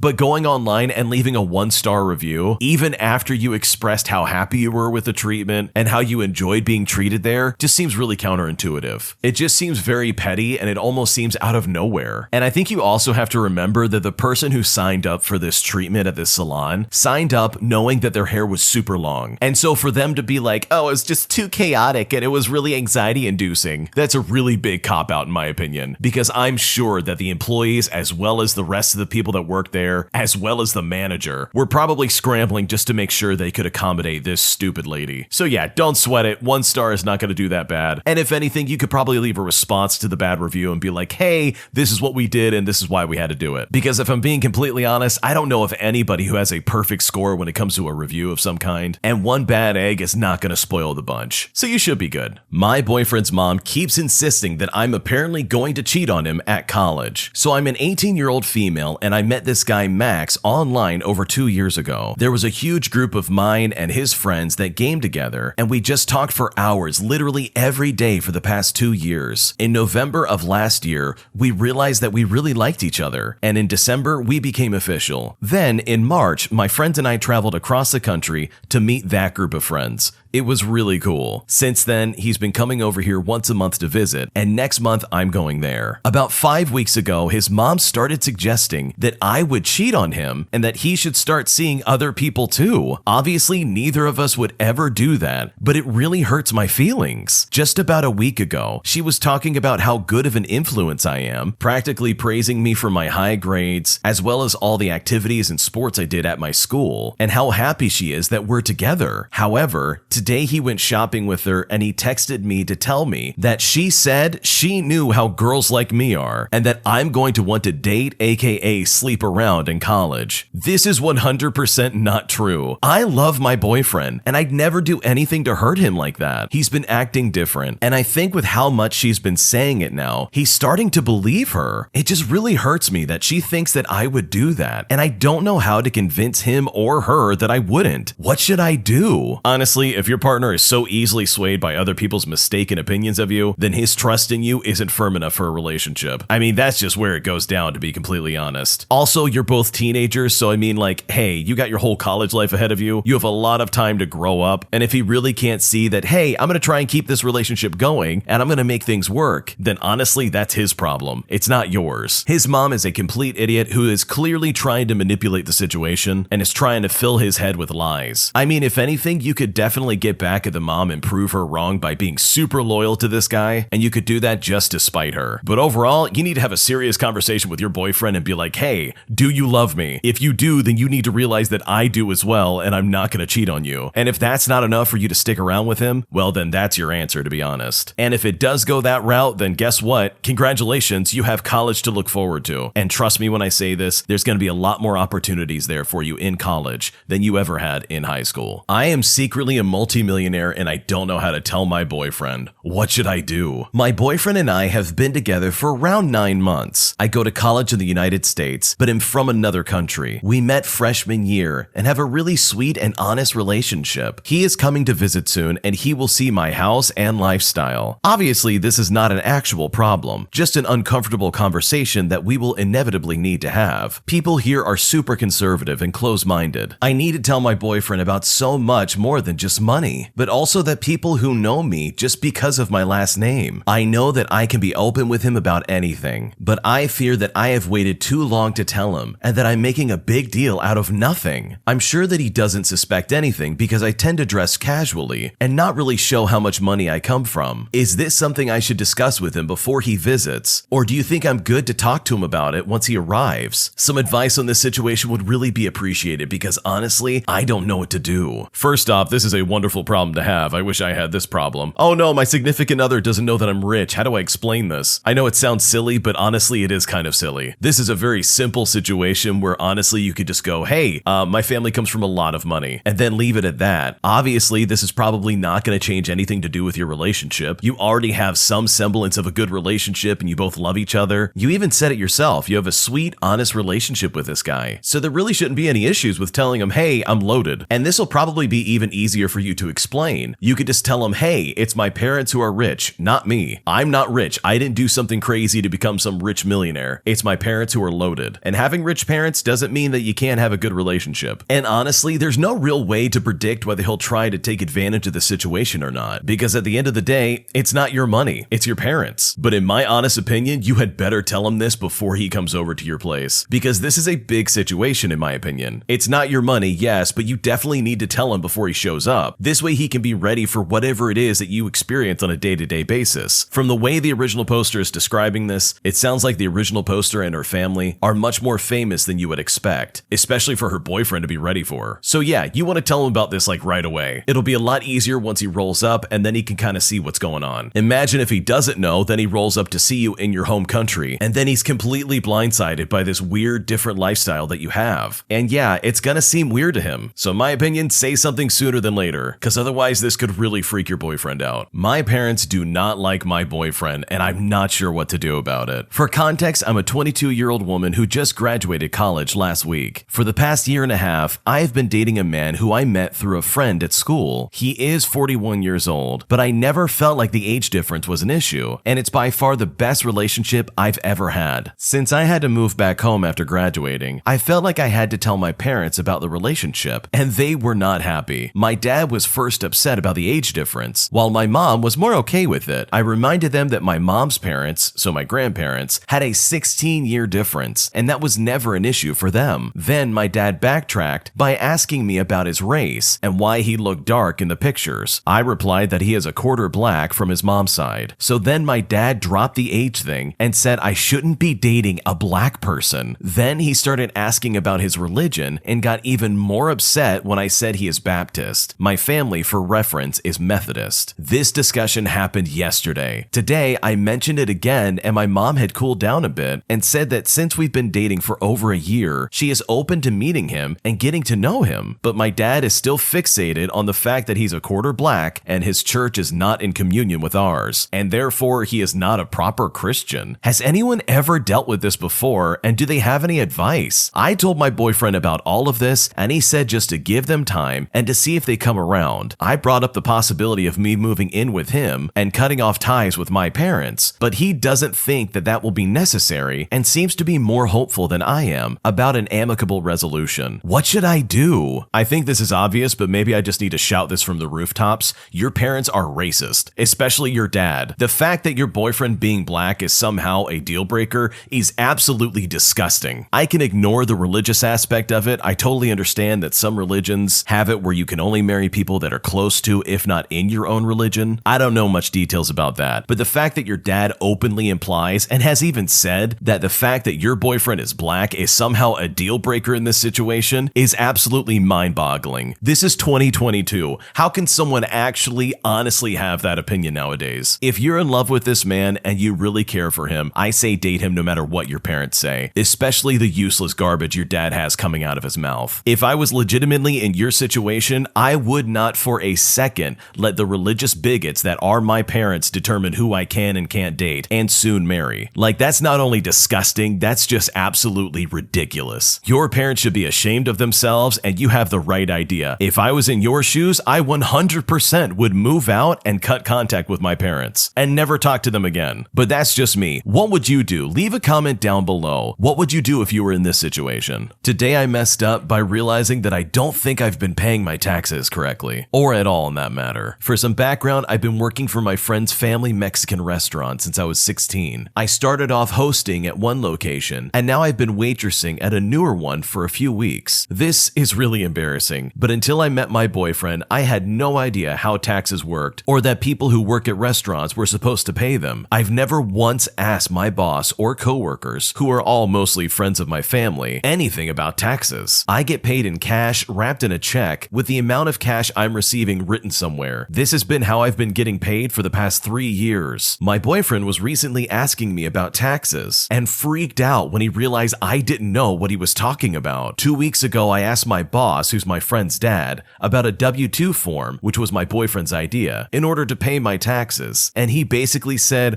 "Oh, okay, sure. I'll give that to you sometime." And since that, I haven't heard anything from him. After I asked him, he turned to my other friend who works with me and asked her if she would like one too, which I thought was strange because she's been working here for 2 years as well. Is this gonna screw me financially? Have you guys experienced anything like this? I don't want to hurt my friend's family, but I should be paying taxes, right? Please give me advice on this. No one I know talks about this, and I'm not sure what to do. Oh man, this one gave me a headache. Should you be paying taxes? Is that a real question that I'm hearing right now? Should you be paying taxes? Yes, you should absolutely be paying taxes. Any income you make, guess what? You got to pay taxes on that. You got to declare it. You need to say, "Hey, I made this money. Here you go." And then of course the government's going to be like, "Thank you." And then they take a little bit of it, but you have to declare money that you make even if it's in cash. That's really important. But that's minor, in my opinion, compared to what you're actually dealing with. What you've been working under is a restaurant that has not wanted to employ you. That means that they just pay you money and that's it. You're not on their books. You're not on any kind of records. The fact that you had to go to them to get a W-2 form just so you could file your taxes correctly is insane to me. And your friend also was offered one, with the implication being that they're paying them under the table as well. That restaurant is probably saving so much money by doing it this way. I don't know the legality of that. That's none of my business. I have no clue what I'm talking about in that regard. But from my perspective, that is super sketchy. I don't know the details of the kind of restaurant you're working at or anything along those lines. But to answer your question, yeah, you need to pay taxes. But you're also really young from the sounds of it, so I wouldn't worry about it too much. This would be a lot different if you were older and you were making money and you weren't declaring it. But the biggest lesson here is pay your taxes. File it completely and correctly and accurately, and you'll be just fine. An entitled patient freaks out on the staff, harasses the front reception desk, and makes a big scene, only to then get put in his place by the doctor. I witnessed a situation recently at my doctor's office that absolutely blew my mind. At the doctor's office I go to, there is almost always a standing room waiting room due to how sought after the doctor and his staff are. At this doctor's office, patients typically wait an average of an hour or more past their scheduled visit time to be seen. And to be honest, it is worth the wait. Anyway, cue the entitled patient. He started complaining and bothering the reception staff every 20 minutes or so. And when that didn't work, he started loudly trying to incite other patients in the waiting room to complain as well. All because he didn't want to wait just to be seen. Most of the people in the lobby just ignored his weird tantrum, but the receptionist had had enough and called for a nurse to witness what was happening in the waiting room. The nurse must have involved the nurse manager, who came out to try and calm him down. She coddled his precious ego and told him that she would see what she could do. All of that just to try and get him to shut up. And well, she did see what she could do for him, which then escalated this to the doctor that everybody was waiting an hour or more just to see. So the doctor makes his first appearance into the waiting room, and he looks pissed. That's when I witnessed this man-child get berated in the most gloriously passive-aggressive way I have ever seen in my life. The doctor stood with his back open to the door that leads back to the patient's rooms. The doctor looked straight at this entitled man-child, who at this point was surely aware of the atmospheric change happening in that room, especially right at that moment because he locked eyes with the doctor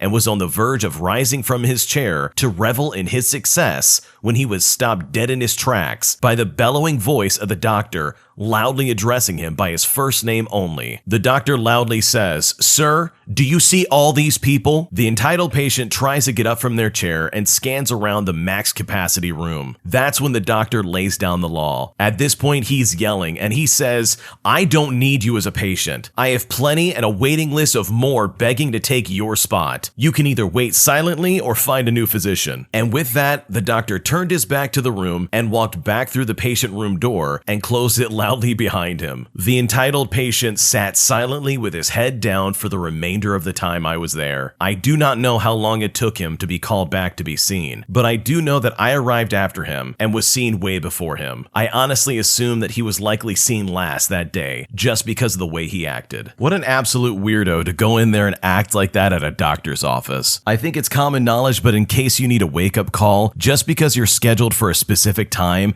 does not mean that you're going to be seen at that specific specific time. Accidents happen, emergencies happen, a lot of things can derail a day for a doctor to see their patients. You are just one of many people they're seeing that day. Their schedule is packed and you need to understand that. It's honestly always so silly to see people act like this in a doctor's office waiting room, especially when they're trying to get other patients involved in their, mutiny. Like, what are you gonna do? Go back there and force the doctor to see you? That's a really quick way to get the police called on you personally. I just don't know why anyone would want to act like that, especially when the doctor that they were seeing apparently is really good. They come with high praise and it's totally worth seeing them. Why would you then ruin your chance to see them and basically start off on really bad terms with them? That's not fair for anybody. So yeah, this entitled patient got what they deserved, and hopefully they just left after getting completely owned by that doctor, because I know for a fact that if I worked at that doctor's office, that patient would be the last person on planet Earth I would want to have to put up with on a regular basis. No thanks. This next one came from the Am I the Jerk podcast subreddit. Check the links in the description if you'd like to submit your own stories. Am I the jerk for not attending my little sister's play? Now, before you judge me, let me give you some background. I'm a 17-year-old male and my sister is close to 13 years old. I love my sister from the day she was born, but now she is acting weird. We went to different schools and she chose to attend the theater club. It's not something bad. I went to my school's clubs as well, and she has been working very hard with the rest of the kids on this play. Now, tomorrow they will perform to their family members, and we all want to see her, but for some reason, she doesn't want our aunt from my mother's side to come, and I don't know why. Our aunt is the best, by the way. We love her so much, and so does she. She is not an entitled person. She is very kind and sweet. Hell, my sister shares some characteristics with my aunt. Our uncle is also a great man. He's very calm and clever, and he's always been very kind to us. The worst part about it is that the day of the play lands directly on my cousin's birthday, so our aunt wants to move the party for the next week. My sister won't say why she doesn't want our aunt to go. She is okay for our grandma to come with us, but for some reason, she is not okay for our aunt and her family. And it's not that there are no seats available, but rather she just doesn't want them with us. We also haven't seen our aunt in a long time. Even though we live relatively close together, we miss out on seeing them because of our final exams recently. We have tried to figure out a way to convince her, but at this point, I am very angry with her, and I just don't want to see her play. How can you say no to a person who has made all kinds of efforts just to try and make your play by changing a party around as well as changing their plans completely? How can you not just see this hard work to get to your play? Tomorrow is the play and I need some advice on what to do. Am I the jerk for choosing not to go? I don't think you're necessarily a jerk for not wanting to go to this play. I think it's your sister that's kind of being the jerk here. As far as it's been described, they don't have a good reason as to why their aunt is not being allowed to see their play. And by the sounds of it, it isn't even a formal production. It's just some theater club stuff. So it's not that big of a deal. Like, this should be an easy decision. Just let them sit in the back row and see the play. If I were the aunt, I absolutely would show up no matter what. Like, what's so bad about this production that their aunt can't be seen at it? It just doesn't make any sense to me. So no, I don't think you're the jerk in this situation. If you choose not to go, then you could just say it's because your sister was being a freak and that she wasn't letting her aunt come to the play. But then again, it would be a good excuse to go to the play and then tell your sister, this is what you didn't want her to see. Like, I can't imagine them doing something so absurd that the aunt can't be there with her family. Unless, of course, this sister is actually making fun of her extended family, which would be a completely different can of worms. But what do you think? Leave a comment down below. What would you do if you were in this situation? My best friend kissed me after her husband passed away. So my best friend of 14 years is named Stella. This is not her real name. And she kissed me after her husband passed away suddenly about 2 weeks ago. This is really messing me up and I don't know what to do about it. I grew up with a bit of a nice guy complex and always wanted a relationship. It wasn't until my early 20s that I realized how toxic and gross that mentality was and started taking steps to stop it. At about 15, I started developing feelings for Stella and was convinced I was in love. Due to the nice guy mentality, I usually burned bridges with girls I liked because I couldn't handle my feelings. But things were different with Stella. She got a long-term boyfriend and I continued to be friends with her. We stayed close and I got to know her new boyfriend. Him and I were never best friends, but we got along, and I never went out of my way to fuel any fire that the relationship had. All this just to explain that I saw Stella differently than the others who I burned bridges with, and never wanted to lose her because of how stupid I was. I was even semi-taken in by her family, as I had a bad home life. Anyways, she married her boyfriend John, different from the boyfriend mentioned above, about 3 years ago when they moved cross-country. country. They moved back about a year ago, and at one point, one of our other friends kind of messed up, thinking they broke up, and told her he was interested, but didn't know if I'd be okay with it, and she was confused, and she brought it up to me jokingly while the two of us were having a movie night. I laughed and admitted that I was super in love with her when we first met, and that everyone knew, to which she told me she didn't. I apologized and said I didn't want to push things and was happy we were friends, as well as being happy with the life she was living. And then we went on with our movie, and I thought that was that. About 2 weeks ago, Stella's husband passed away suddenly, and we were all kind of taken by shock. She has been having a difficult time grieving, and her family and I have been trying to be there for her. We've been taking shifts and staying with her just in case she needed anything. Last night, I was at her place with her, and we were watching a movie after her family left. She started crying, and I went to hug her and to try and comfort her. As the hug ended, she looked at me and leaned in for a kiss. And then she did just that. She kissed me. I was shocked, and I think visibly so, because she said goodnight and went to her room. I ended up going home, and we haven't talked since last night. I don't know what to do. She's my friend, and I do love her, but that kiss hit me like a truck, and now I don't know whether it's a friend or if I'm in love with her. I know she's going through a tremendous amount of grief, and I don't want to make her deal with that alone, but I don't know how she feels about or sees me, and I don't want to hurt her. I think there's still a part of me that is in love with her, but if anything were to happen, I wouldn't want it to be like this. I don't want her to love me out of grief or anything like that, and I don't want to do anything she'll regret when she has a clearer head. What should I do? I think you should really talk to her and not think too much about that kiss the other night, because grief can show up in a lot of different ways. Like, let's not forget, her husband just died 2 weeks ago. That's a horribly traumatic thing to go through, and I don't think she's in the right place to want to be looking for someone romantically. I think if anything, she's probably just really desperate for love right now. So yeah, first things first is you gotta act normal and then talk to her. I would not pursue this as some kind of relationship.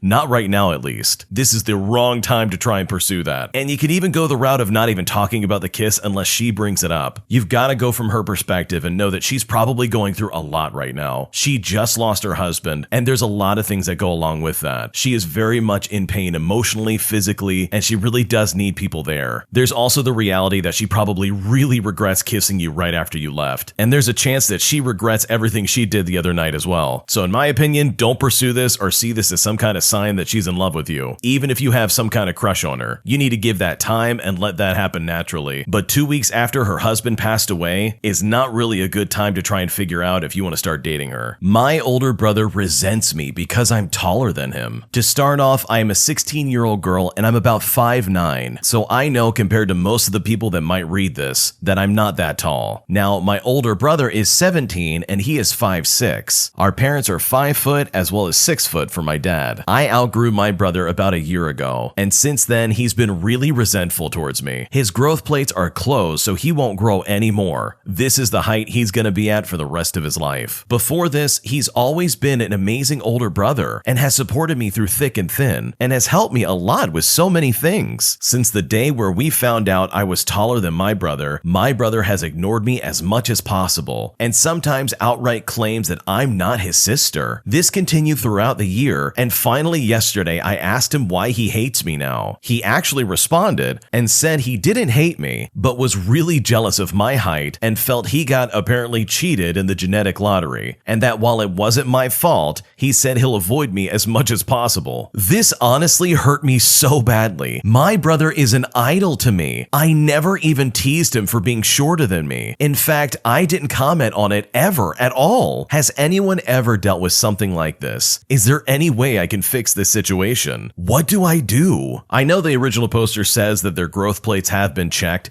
but there's always a chance he could grow up and get a lot taller. He is only 17 after all. But also, if he really wants to act that way, then there's really not much you can do about it. Sometimes people are going to be petty for really stupid reasons, and this definitely takes the cake. I totally understand where this guy's coming from though, because society places so much emphasis on how tall a guy is. At least in America, I'm not sure how it is in other countries. If you're short or under 6 feet tall, people tend to have this automatic thought of, oh, well, you're just short. But here's a fun fact. The average height of the American man is 5'9". 3 inches underneath that is not that big of a deal. well. Like you're still going to be able to function in society like normal. Obviously, it really bothers him. And it's honestly easier said than done. It's not like you can look at him and say, hey, just don't be bothered by the fact that you're shorter than me. It sounds like he's going to be pissed off about this no matter what. And you really can't control that. And I totally understand. This guy's your idol. You really look up to him. And that really is a shame that he would act like this towards you. It is not your fault that you're just a couple of inches taller than him. In fact, it's nobody's fault that they're short. Like, that's just how things go sometimes. But I'm honestly not convinced that he's done growing. I think there's plenty of time for him to potentially get taller. And if not, then just work on yourself. Being tall is not all it's cracked up to be. And I honestly think with some time, he'll get over it and be comfortable in his own body. But whether he does that or not is not your fault or your problem. My fiance invaded my privacy during therapy. Okay, I am honestly so embarrassed and hurt over this. I do therapy sessions over telehealth, and I'm usually at home in my bedroom for these. We talk about many things, but today I focused on my relationship because of something that happened today. We were just reviewing my relationship and pinpointing places we should work on. So during this, she is asking me yes or no questions about things that happen in our relationship. In the middle of my therapist asking me a question, my fiance comes into the room and stands there and listens to my answers. Every time I answer a way he didn't want me to, he would tell me to say yes or no. He even told me to hang up or to pause what I was doing because I was lying apparently. I have to hang up on my therapist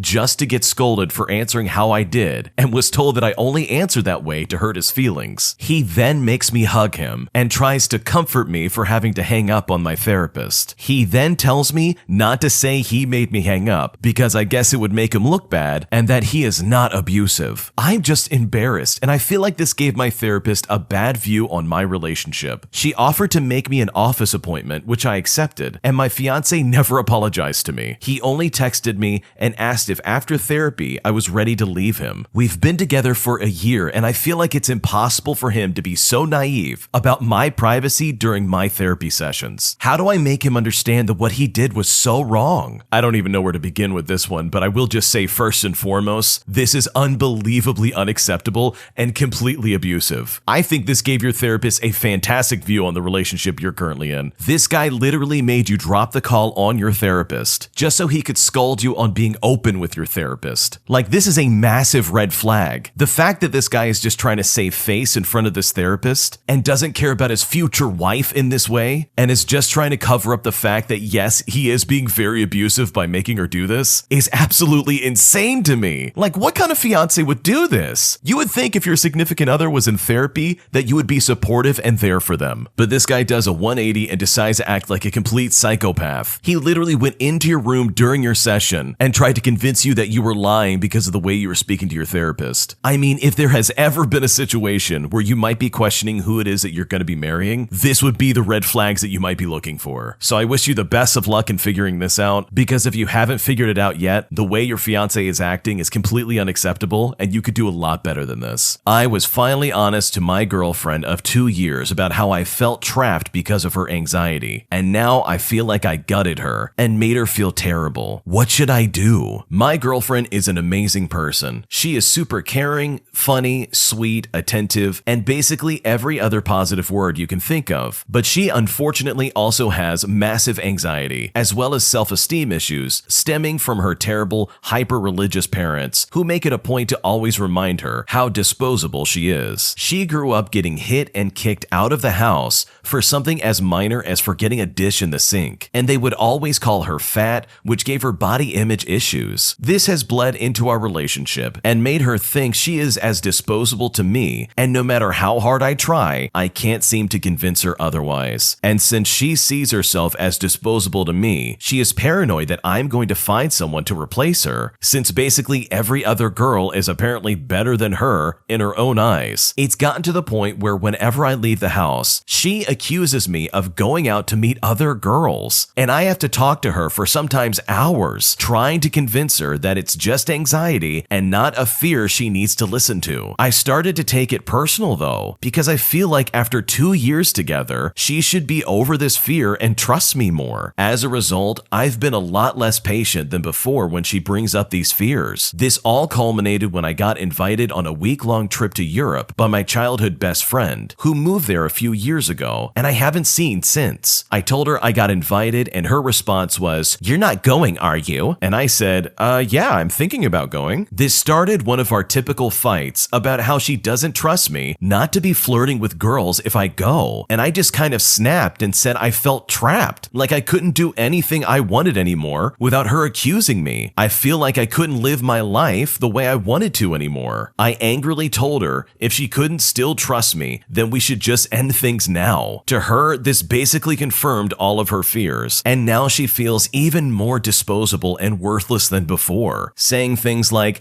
"I knew I wasn't good enough for you. I hope you can find someone who isn't like me." We are currently broken up, but still talking, and both of us are not sure about whether we should try again. I feel terrible because I love her. I want to help her get over her insecurity and self-worth issues, but at the same time, dealing with constant accusations stemming from her insecurity is extremely stressful, and I don't know if I can get her to stop. Have any of you either had or been in a relationship with someone with anxiety and insecurity issues? And if so, how did you deal with it when it caused problems in the relationship? What should I do? You are not a bad person for expressing your frustration with them constantly accusing you of stuff, especially when those accusations are coming from nowhere. They are literally coming from your partner's own anxiety, and it is absolutely not fair for you to be labeled as something that you're not. That is absolutely abusive. I don't care what anyone says. It sounds like your girlfriend needs therapy and medication to help her get over this anxiety issue, and if she can't get over it, then to at least find ways to manage it. It sounds like there's nothing going on that's helping her manage these symptoms and these terrible feelings that she has. And in my opinion, your mental health is your responsibility. The fact that she's going after you and accusing you of all these things that are just blatantly not true is very unfair to you, and it's something that she needs to fix. So in my opinion, you're not in the wrong here. She is in the wrong for acting like this after 2 years of being together. It would be different if there were some kind of signs or something to say that, hey, maybe my boyfriend isn't being loyal. But for her automatic thought to just be, no, my boyfriend is automatically not faithful to me, that is, in my opinion, very toxic and does not make a good relationship. And no, anxiety is not as simple as just saying, okay, you need to suck it up and get over it. But at the end of the day, it is her responsibility to take care of her mental health. And clearly, based on what we've been told, she is not taking the steps necessary to take care of her mental health. Telling your significant other exactly how you feel and telling them what's going on and how you're feeling in the situation is exactly what should be happening in a healthy relationship. There should be communication, but it seems like the thing that is causing so much friction between the two of you is her false accusations against you that are baseless and just incredibly rude. So I don't know if there's anything you can do, and I really feel bad for your situation, but hopefully you can at least see that, hey, this is not your fault. But that's just my opinion. What do you think? Leave a comment down below. What would you do in a situation like this? An entitled Karen made her daughter scream until a manager came to help them. I did not actually interact with this Karen much. I was merely in the area and only briefly spoke to her. But boy did I stick around to see what happened. I'd have to say though that this is a situation where the employees were also partly to blame. I was in Home Depot looking around for some replacement parts for my toilet at home when a lady with a child approached me and asked me if I knew where the pipes were. I apologized and said I don't know, as I'm hardly ever there. Also a quick note, I don't work at Home Depot, so this question was especially weird. I myself had to ask an employee just to find the toilet parts. She gave me a look that just said, well, what good are you? And just waddled off. I like to browse around the store, so I just kept browsing. That's when I found Karen in the pipe aisle talking to an employee. Said employee didn't know anything about the pipes and said that he would get someone over right away who was more knowledgeable than he was. The Karen replied that she was in a hurry and to not keep her waiting. I figured, whatever, not my problem, and kept walking over to the garden section. I came back a few minutes later and the Karen was still waiting in the pipe aisle with her daughter. It had been at least 10 minutes since I saw her last, and she did not look happy. She was tapping her foot and growling. I decided to hang in the adjacent aisle and could see everything going on in the pipe aisle. Another 5 minutes went by and the Karen lost her temper and shouted out loud, "This is ridiculous." Then she stormed out of the aisle, found another employee, and dragged them back to the pipe aisle with her. They were of no help to her either and said they would get the pipe guy to come and help her. She yelled that she already had been waiting for him for about 20 minutes. I spoke up and said I'd walked by the aisle several times and and nobody came to help the lady at all. And she had indeed been waiting that long. The Karen got really smug when I said that, and the employee apologized. He got on his walkie-talkie and tried to get the employee they needed over to the aisle. The employee tried to leave, but the Karen refused to let him go until he actually got her help. But he kept trying to say he had things to do and someone should be on their way. The Karen got fed up, and that's when she whispered something to her daughter. The girl smiled ear to ear and began running to each end of the aisle, screaming out that no employee was helping her mom. The Karen told the employee if he wants her daughter to stop, then he better go get the employee who will actually help her right now. The employee jogged off and a moment later came back with a manager who was able to help the Karen get what she needed. The manager looked very angry, but still smiled and apologized to the Karen for the inconvenience. I half expected the Karen to demand a discount for the wait, but she just got what she needed and went to the checkout. I heard one of the employees mumble curse words under their breath as the Karen left, and the manager told this employee to just calm down. I went to the checkout line and the Karen was leaving by the time I got to the register, and after that I can honestly say I would never want to be the target of a Karen's anger. What an absolute nut job. The fact that this lady literally weaponized her children as some kind of ultimatum to get the manager to help her is insane. I mean, that is not a good parent in my opinion. You don't just have your kids screaming and running up and down the aisle just to cause a scene. Like, that's ridiculous. That's a horrible precedent to set for your child. You are basically telling them, hey, if you don't get your way, just scream and cry. Eventually you'll get it. No, that is not how the world works. I can understand not getting what you want and nobody being willing to help you out and having to wait for stuff, but causing a scene like that, to me, is just not the answer. And personally, I would never handle a situation like that. A customer won't take no for an answer after I've told them multiple times that we're out of a specific item that they're looking for. Eventually, I had to get my manager involved. I work at a family-style sit-down with a bar. It's the end of the night, which means I'm ready to annihilate any customer who even gives me the slightest bit of grief. A group of 3 came in to order food and drinks at our bar. The customer sat down and said that they would like a gin and tonic as well as some of our wings. I told them sure, but we're sold out of the regular breaded wings, but we can get them the non-breaded ones no problem. Now, after I said this, I'm internally begging this lady to please just be okay with it, which is the normal thing to do, but she proceeded to surpass every expectation I had on her. She said, "You're sold out?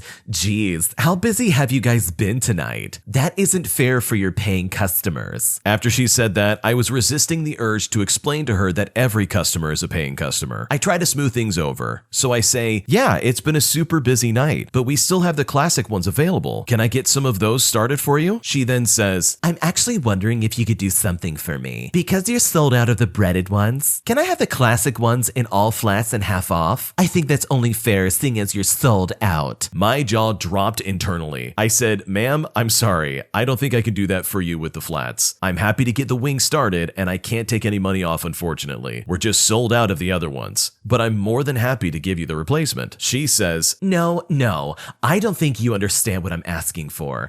I'm just offering to do a little compromise because I can't get what I want." I look at her and I say the exact same thing. "Ma'am, I'm sorry, I can't do this for you." The customer gives a huge sigh of frustration and says, "Well, if you can't do this for me, could you get me someone who can?" At this point, I was just completely stunned. I walked over to my manager, who burst out laughing once I told her what the predicament was. She goes over to the customer and basically repeats what I told her. As I watch, the customer starts getting visibly upset. She goes on to say, "Well, I'm going to be taking my business elsewhere if this is the case." As the lady's walking out, my manager says with a huge smile on her face, "Well, go ahead. I hope you have a great night." Customers like this make me so infuriated, and I'm so glad to hear that this manager had your back. It's one thing to deal with a crazy, entitled Karen of a customer, but it's another thing to deal with someone who is absolutely just ignorant and doesn't understand what's going on. It's like their brain is absolutely full of sawdust. Like, you explained to them several times, "Hey, the kind of wings you want, we are currently out of." You know, because it's the end of the night. Imagine working all day and getting through all this product, only to have this one customer come in and ask for the one thing that you don't have. And instead of listening and going for an alternative, they just continue to repeat it over and over again. I'm pretty sure I would go nuts too. Thankfully, the manager stepped in and repeated everything that you just said. Sometimes that's just what it takes for these people. They just need to hear somebody else say it just so they can be like, "Well, fine, whatever." Overall, though, this is a super relatable story personally, and I love to see it when managers step up and help out their coworkers. But leave a comment down below. What's the craziest thing a customer's ever said to you? An entitled kid thinks she can get away with barking at my dogs. So I have been dealing with my neighbors since they first moved in less than a year ago. Well, after we experienced a hurricane, they have been complaining about my dogs being aggressive towards them. I have 2 dogs that are pit bull and Labrador mixed. My dogs haven't shown aggression towards anybody. That is, until their daughter started barking at them. I have told the parents about what their daughter is doing and what the outcome could be. Well, they ignored my warning and proceeded to tell me that I shouldn't have raised them to be aggressive. I never did raise them to be like that. It's just an instinct that they have as dogs. Also, if they feel threatened or feel like someone else is trying to threaten their family, they will act aggressively. They're good dogs in that way. Well, recently, their daughter, maybe 9 or 10 years old, decided that she was going to bark at them. And again, it's a good thing there's a fence put up. Well, after this, I decided that I had had just about enough of their BS, and I snapped at them and basically said, if my dog attacks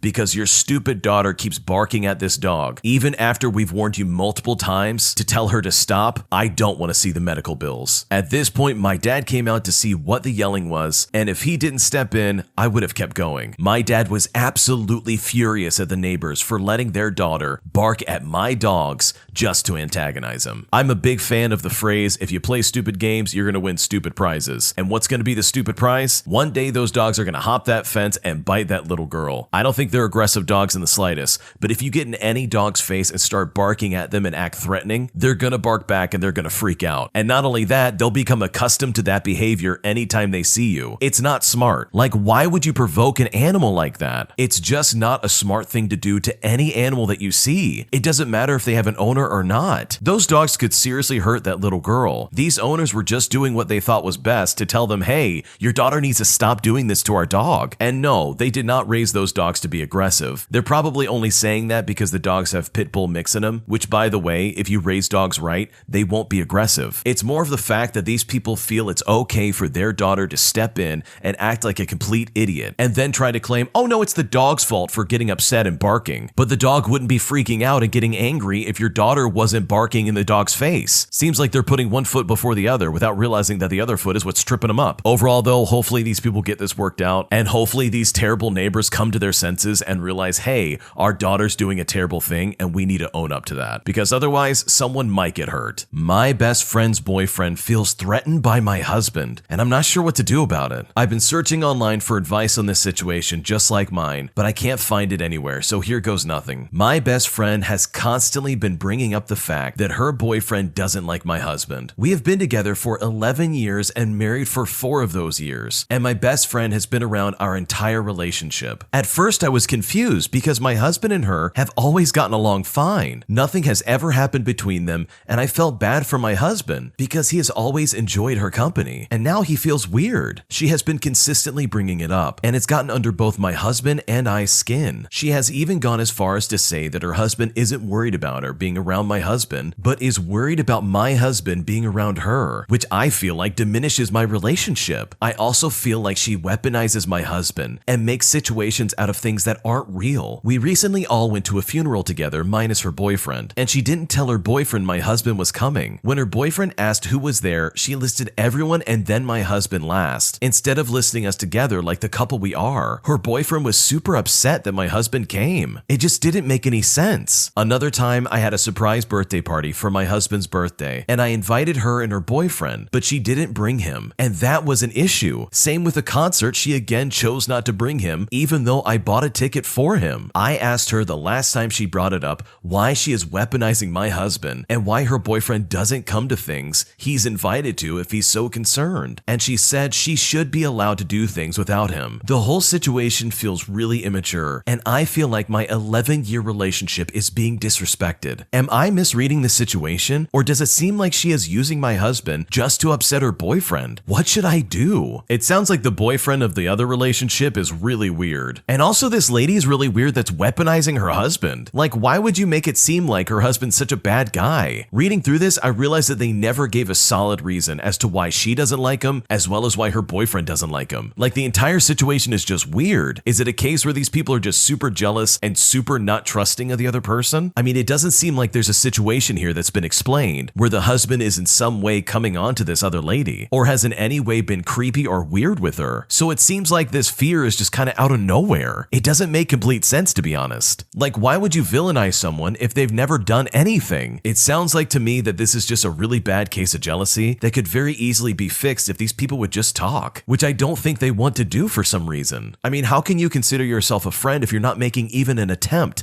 to get to know and be friends with the husband of the person you're friends with? It all just seems very silly and a little immature. And if anything, the original poster's friends are to blame for this one, because from the sounds of it, the original poster and their husband have done nothing wrong, and it seems like the other couple can't find a good reason why they don't like him. My husband made me cry by mocking me and belittling me as I'm trying to find a job, and I feel completely crushed. I'm a 32-year-old female, and I've been teaching for 7 years, and this was my last year teaching, so last Friday was my last day officially. Although I enjoy teaching, the actual profession has burnt me out emotionally and physically. My husband and I agreed that I should quit this profession, or at least take a year off, and for the sake of my wellness, find another job in the meantime. When COVID-19 hit, my husband lost his job. I was understanding and showed support and sympathy since I was also upset about it. We relied on my income as a teacher, as I taught online throughout 2020. However, as the months passed by, I grew resentful when he would play video games and watch movies instead of developing a plan B. I would say to him, I think it would be a good idea to see what jobs could be hiring. I know there's a pandemic, but we should be mindful about future finances. After I said that, he got very mad and said that I was emasculating him. He kept victimizing himself, saying,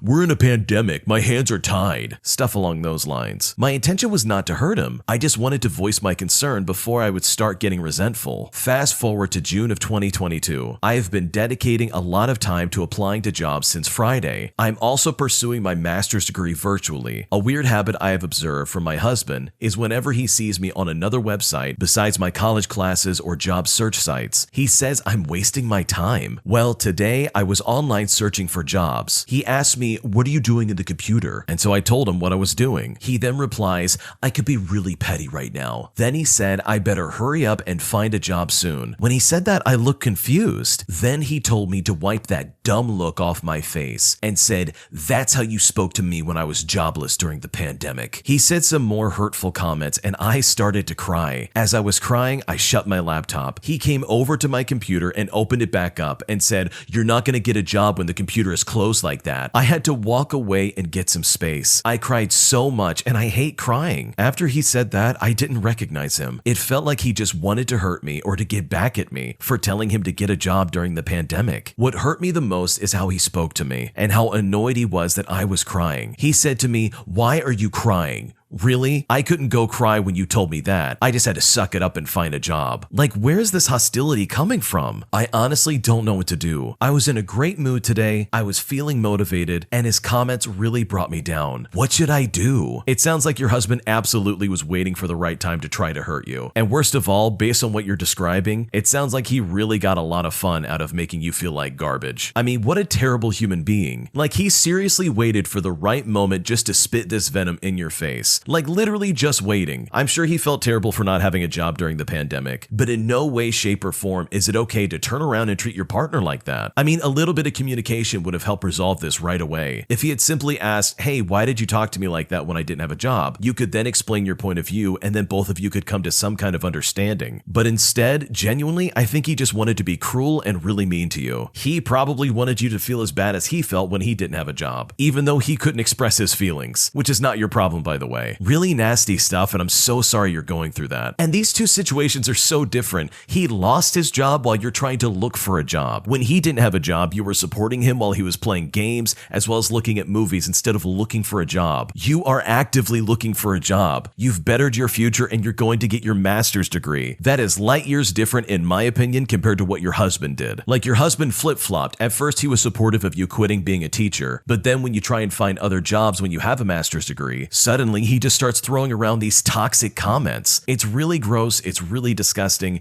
and you absolutely do not deserve that. I'm so sorry he treated you this way, and I'm so sorry that he felt the need to try and get revenge on a situation that is not at all equivalent. And I honestly hope you find some kind of solution between the two of you. I'm a 34-year-old male, and my parents track absolutely everything I do in my life, and I don't know what to do about it. I normally live overseas, and it's amazing. Whenever I come back to my home country, and throughout my entire life, life, my parents control me so much. Every time I leave my room, they say, "Where are you going?" And if for whatever reason I don't answer the phone because I'm asleep when I'm overseas, I get 57 phone calls. My ex-girlfriends get contacted if I don't answer right away. I get called a failure, I get called a fat slob, I get called a loser. I get told that I have no friends. It is almost constant abuse. Constant. The way they treat me has cost me girlfriends. The first one left me because she believed I would grow up to become just like my parents, even though I would never do that. The second one left because I was constantly being told that I'm terrible, which then turned me into a person that suddenly craves people to tell him that he's not terrible. And yes, I know this is a problem, and it's something that I'm trying to work on. My parents do all kinds of weird things. For example, I was just drinking an energy drink, and it was pulled out of my hands, apparently because I'm a fat slob, and poured down the drain. It is like there's almost constant pressure on me now. And they don't treat my sisters like this. And they are saying that they do not treat me as bad as I'm trying to say. They say that I deserve it and that it's all in my head. And now I'm at a point where I think maybe, yeah, I am a bad person, and that this stuff is just being taken out on me. They just said I am disinvited from my sister's wedding, just in case I ruin it. As a note, I have never ever caused a scene in public, ever. So I don't know where this is all coming from. They have even tried to pull me into some psychological experiments just so they could be carried out on me. The thing is, none of my friends in the country I live in notice any of these issues. Not one. Not even the people I have lived with. I honestly don't know what to do, and I don't know how to handle this situation. If I was in the original poster's shoes and I was being treated this way, I would have cut off contact with my parents a long time ago. The person in this story is literally 34 years old, and their parents are trying to control every aspect of their life. I would stop going home and limit my contact with them completely. Put them on an information diet and stop telling them stuff. Also, it begs the question, why do you keep going back to them? They treat you like the black sheep of the family. They treat you so poorly. Why go back to that? Everything this person has described is absolutely some form of abuse. I think I caught onto some gaslighting in there, as well as them trying to convince them that, oh yeah, you deserve all this treatment. No one deserves to get treated like this. I don't care how bad of a person they are. Emotional and psychological abuse should not be inflicted on anybody, and most definitely not towards someone who's supposed to be a loved one. You don't treat your family like that. In my opinion, I would cut them out of my life and change my phone number and basically all other aspects of my life. I would block them on my phone as well as social media and just leave them with a note saying, hey, you've abused me for the last time and I'm cutting you out of my life. In my opinion, this is not an unreasonable step to take. I would do this and I would have done it months ago. I'm really sorry you're going through this, and I don't know if you have any kind of financial obligations towards your family, but if you can truly cut ties and run away, I would do that in a heartbeat because you deserve so much better. Today I messed up by making my husband think that I was being unfaithful. So recently I reconnected with a childhood friend through social media. We hadn't seen each other in 20 years, but it was nice to learn we both still had a lot of similar interests. We moved to talking on Discord and having a great time reminiscing some old memories, chatting about games, work, as well as life in general. I had happily told my husband about this, and at first he was a little confused why I had sought out an old male friend all of a sudden, but then after a while he just didn't mind so much. Yesterday I went to take a shower and had left myself signed into Discord. When I came back, the conversation with the above mentioned friend was opened, and I know I hadn't left it like that. I asked my husband if he had looked through the conversation, and he admitted that yes, he had been self-conscious, but felt bad and apologized. Now, I want to go ahead and say that we both allow each other to look through each other's conversations, but we don't generally feel the need to. After my initial annoyance and confusion wore off, I sat down with him to talk about what was making him so self-conscious. Apparently, I had recently been tabbing out of Discord conversations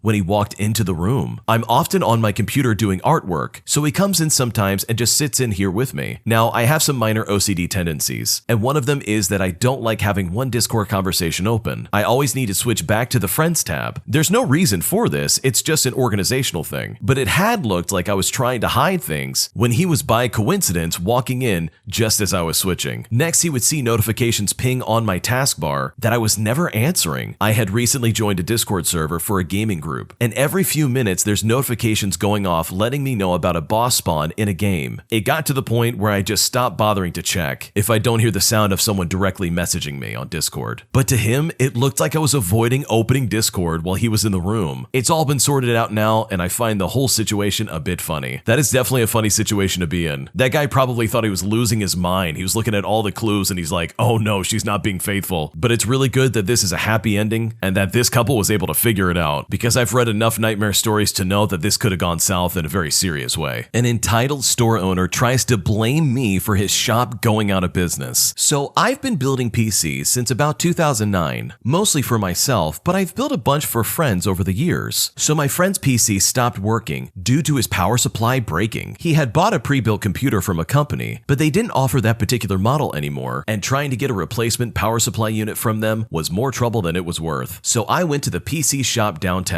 This shop sold various parts, but where they really made their money was with their pre-built computers. I went in looking for a power supply, and the owner asked me if he can help. So I explained the situation. He then says that instead of buying a power supply that I wouldn't even know if it fits my friend's case, that instead I could buy a pre-built computer for X amount of dollars. He said that I could even buy one for myself. I responded by saying, just the power supply, thanks, but I'm good. I just built my own PC. This seemed to annoy the owner, but I didn't really care. I paid for my stuff and I walked out. A few weeks later, I ended up building another friend his own PC. I generally ordered the parts from a guy I knew. He could get me almost anything I wanted. The only thing was I had to pay cash because debit machines are expensive, and he was operating his little side business as just that, a small-time side business. So I put together my friend's PC and I told him how to clean it and generally how to take care of it. I figured I would make him a PC upgrade kit with some extra cables, some thermal paste, and a few other things he wanted. So off to the PC store I went again. It wasn't my first choice, but I had already used all my extra cables for either my PC or my friend's build. The owner's employee was working, and I bought probably $500 worth of things. I found a sound card I really wanted, among other things that were quite interesting. The employee called the owner out, and he gave me a dirty look but rung up all the items. The owner then said to me, "So you won't buy any of my pre-builts or send your buddies in to buy any? You would be really helping out a small business owner." I responded by saying, "I'm not interested. I can build what you're selling for a lot cheaper, and I'm not in the habit of ripping off my friends." This set the owner off big time. The owner began shouting at me to take my stuff and to get out, and I told him to enjoy the $500 because it would be the last money he'd ever see from me. About 2 years later, I built a new PC, but things had changed. I had finally gotten a debit card, so online shopping was open to me. My friends knew it and told their friends if they wanted to build a PC to come to me. I spent a crazy amount of money online. Within a year, that owner's shop had closed down, and he raged on social media, claiming that I was creating an unfair competition. I'm not, nor have I ever been, a business. And no, I didn't make a ton of money building PCs for friends as well as their friends. I charged a flat fee to build the thing in the first place, that is, if they could afford it. On a more interesting note, it turned out that the former shop owner was selling pirated Windows copies. I'm not sure if he ever got in trouble for that, but hopefully he did. That store owner is the dinosaur that got taken out by the meteor, which is the internet. I mean, it's really crazy that this guy was really trying to blame this original poster for his business failing. I mean, it's not his fault that the original poster knew what he was doing. I mean, talk about looking for a scapegoat in a situation when you're probably just a bad business owner. That owner probably would have generated a lot more revenue as well as interest in his organization and his store if he didn't chase off every single person who was trying to just build a PC. Like, you gotta do more than that, man. You can't blame your bad business structure on some guy who's just a casual novice who clearly just does this on the side to help his friends out. He didn't destroy his business, you did. And the fact that they're selling pirated material to customers is just really gross. I can see why his business fell apart. At the end of the day, the original poster is not at fault for this guy's failing business. He has to own up to that, and hopefully whatever business he starts next, he won't chase off customers just because they know what they're doing. This next one came from the Am I the Jerk podcast subreddit. Check the links in the description if you'd like to submit your own stories. Am I the jerk for deciding to never forgive my friend who kicked me out of her house? For context, I'm a 26-year-old female, and I am currently staying in my university city for 10 days to take my exams. I moved out of this city not too long before the whole COVID-19 situation started, all because I did a semester abroad in Spain. When I returned to my country, I moved back with my family due to financial problems. I couldn't afford to live in a shared apartment in my university city anymore. These last few years have been a roller coaster of emotions. My father passed away from COVID last year, and he left my family a huge financial problem, both legal and illegal ones. I never had a good relationship with my father, all because he was terrible to me when I was a child, all the way up until I was 16 years old. Fortunately, my parents split in 2019, but I developed a serious anxiety and depression issue because of that. I had to face multiple situations with my family, all because of my father. Fast forward to now. As I said before, I decided to come here to take these exams, even though I could have done those online. I needed a breath of fresh air considering all that I've been through. I asked a friend, we'll call her Stella, that's that's not her real name, if I could stay 10 days at her apartment. This way we could still hang out together and I could have saved some money. Stella and I were roommates for a year and a half before I went to Spain. We developed a beautiful friendship, or so I thought, and I stayed in contact during the years. She always used to say that I am her little sister and that we supported each other during difficult times. When we used to live together, we had 3 flatmates. One of them we'll call Billy, that's not their real name. Billy and I were friends initially, but after I broke up with my ex, we started to get more intimate and develop some feelings. This lasted for a short period of time because Billy studied abroad in America, and when he came back, we decided that it was better to end whatever was between us. Stella and Billy were good friends when we lived together and continued their friendship during these years. Instead, Billy and I stopped talking to each other in 2019 because he started seeing one of Stella's friends that didn't like me much due to my previous relationship with Billy, or whatever it was, to be honest. A few months ago,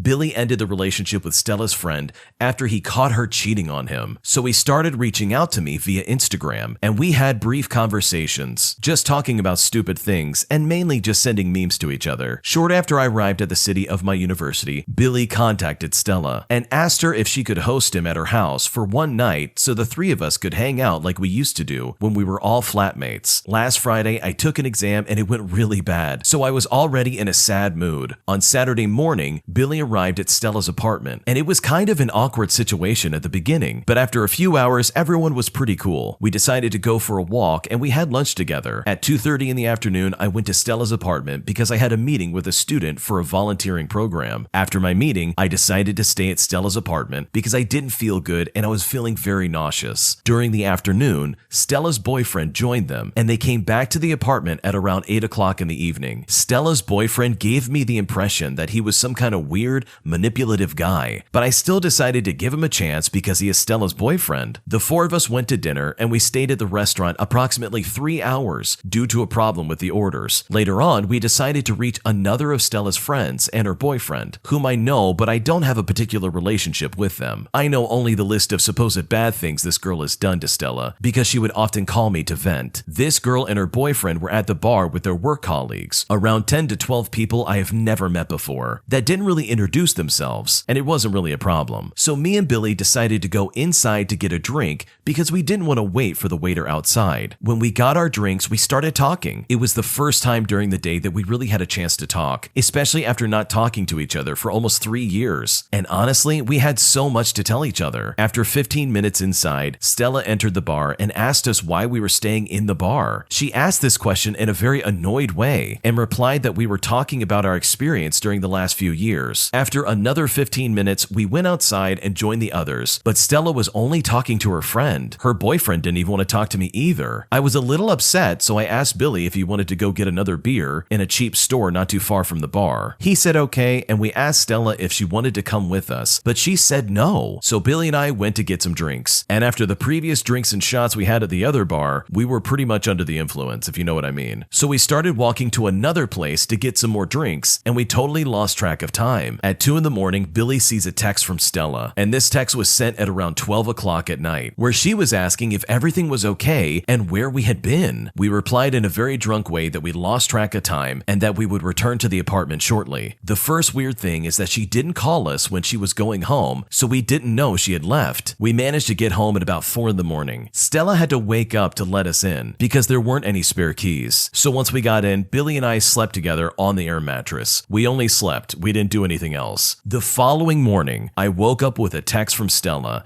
saying that I had to take all of my stuff and disappear from her apartment. I panicked and tried to call her, but she declined all of my calls and later told me and Billy that we were rude during the previous night and that I had a gigantic ego. I know that what I did was wrong and that I owe her an apology, but I am shocked that she decided to kick me out, especially after she insisted on me staying at her place during these 10 days because I wanted to go to an Airbnb. I took all my stuff and went to another friend's house and blocked her everywhere. None of my friends are calling me a jerk with this situation. They all pretty much agree that coming back at 4 in the morning was wrong, but we all think that she should have confronted me before kicking me out. But I really need to see other perspectives first. So am I the jerk for deciding to not forgive her if she comes back to her senses, as well as wanting to cut her completely out of my life? While I don't think that Stella should have just outright kicked you out of the apartment for staying up until 4 in the morning, as well as forcing her to get up just to let you in, not to mention the fact that you've been out drinking all night and you kind of ignored her, her, especially when she's opening her house to you, I do think you were in the wrong for doing that. And that's probably a huge reason why Stella said, hey, you gotta go. I think it's a really extreme response, but I can completely understand where she's coming from. But in that same vein of thought, I really don't think that warrants you getting kicked out of her apartment the first day. There should 100% be a conversation about all of this, but I don't think you should be kicked out of the apartment all because you stayed out really late. I think there's some middle ground here that could easily be seen. And I also don't think you should cut this person out of your life completely. Like, you have a long history with this person. There's no reason to just throw that out the window just because Stella overreacted. I would at least try to talk to her first and be like, hey, whoa, let's figure this out. So my final verdict is I think you're both kind of in the wrong, and I think some communication would really help in figuring the situation out. But what do you think? Leave a comment down below. What would you do if you're in this situation? An entitled woman tries to put my dog up for adoption. My fiance and I adopted a dog a few days ago. We haven't had a dog before, so when our dog started pooping and peeing all over our house, we were a little freaked out. So we turned to a Facebook dog group for advice on how to help our dog. We learned it was simply the dog adjusting, and we didn't need to be concerned. However, this is where an entitled Karen comes in. This Karen jumped to such a conclusion, I'm surprised she didn't hurt her leg. She honestly believed that because we had no clue that a dog would go to the bathroom all over our house for the first little bit, especially after just getting them, and that clearly meant that we shouldn't have a dog and that we were likely abusing it. The Karen took it upon herself to steal pictures of my dog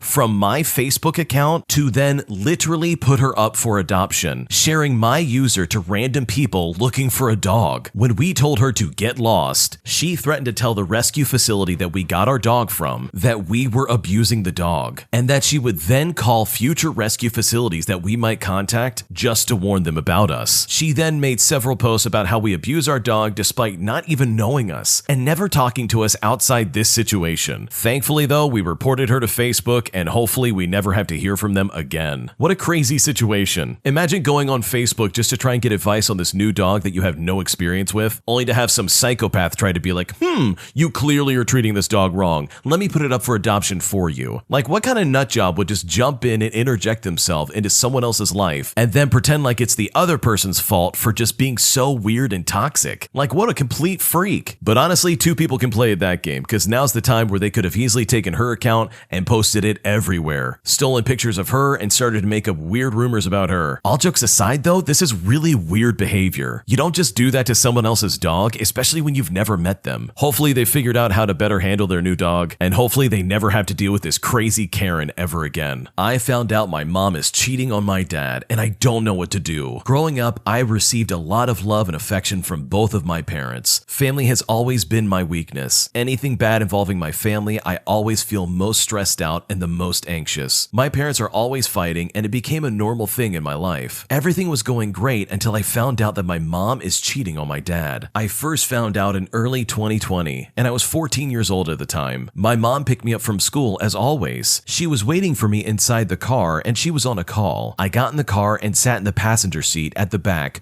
waiting for her to finish the call. She wasn't on speaker, so I did not know who she was talking to. I just knew that it was a guy since I heard a bit of his voice, so I just assumed that it's her coworker or a friend, which I didn't think much about. The call goes on for another 2 minutes, which then I heard the guy say, "I love you" to her. That shocked me so much. I wish I misheard that. My mom tenses a bit, then took a glance at me from the rearview mirror. Then the call ended. The person she was on call with definitely was not my dad. My parents never said "I love you" to each other, especially from my dad. Even if it was my dad, I would definitely remember his voice. The call wasn't on speaker, but I heard everything. My mom looked worried and acted strange. She then turned back to me, asking some weird probing questions, most likely just out of anxiety. I didn't question her about it, so I just let it go and continued with my day. But it got stuck in my mind for several days. Then I decided to look into it further. I got her phone password and went to the call history to see who it is that she called when she picked me up from school. Then I realized that he was her coworker that she met at work every day. I was in disbelief, but I needed more evidence to confirm that my mom is really cheating on my dad. My mom regularly uses WhatsApp to text people. When I looked in the chat box of my mom and him, I noticed that their messages were deleted. That makes me even more curious as to why she deleted it or felt the need to. I knew that they were texting every day because it leaves a timestamp, but in this case with no messages in their chat box. So I decided to install a notification saver on her phone to see see their texts. And it worked. I see all kinds of messages that I didn't want to see from him. I never knew my mom would do this to our family. She was the best mom ever and was my role model. It makes me so disappointed in her actions. Since the app was a notification saver, I didn't see what she wrote to him, but I took screenshots of everything and sent it to my phone. But seeing his messages made my heart sink and I cried uncontrollably. It was the worst feeling ever. Every day after my mom comes back from work, I always sneak into her phone to see those messages and check what they are up to each day. There wasn't a day when I read those messages and didn't cry. It just pains me so much. They were calling each other cute names, saying I miss you and I love you regularly. It grosses me out when I saw him in the text calling my mom his wife. They always plan to go out together after work. Since they work in the same place, it's easier to meet. I started digging more and I found out that he had a wife and a daughter that is currently working. They always post pictures of their family, which makes me feel sad for them not knowing what the head of their family is doing behind their back. One day I was too upset at my mom and said, I know your love life secret, then stormed up to lock myself in my room. It took about an hour for her to unlock my door. She came in and sat on my bed and asked me why did I say that. My mom goes on to give several excuses as to why I might think this. She said sadly she is already in her mid-50s and she's too old to be cheating. She then told me to apologize to her for saying that. I did apologize and I cried so much because I felt bad for saying that to her in the first place. I didn't completely believe her excuses, but it did make me feel like a terrible daughter at the time. There was always a business trip at my mom's workplace, so I don't get to check her phone often. So I installed a WhatsApp web page on my tablet to see her real-time messages even without her phone. I checked it almost every day, which then basically became a habit of mine. She deleted their messages every time they finished texting, just so they wouldn't get caught. So I never left the app, just so I could see what they are up to. Since I have a weakness for my family, I never failed to cry when I would see these disgusting messages. Every single day on my mom's business trip,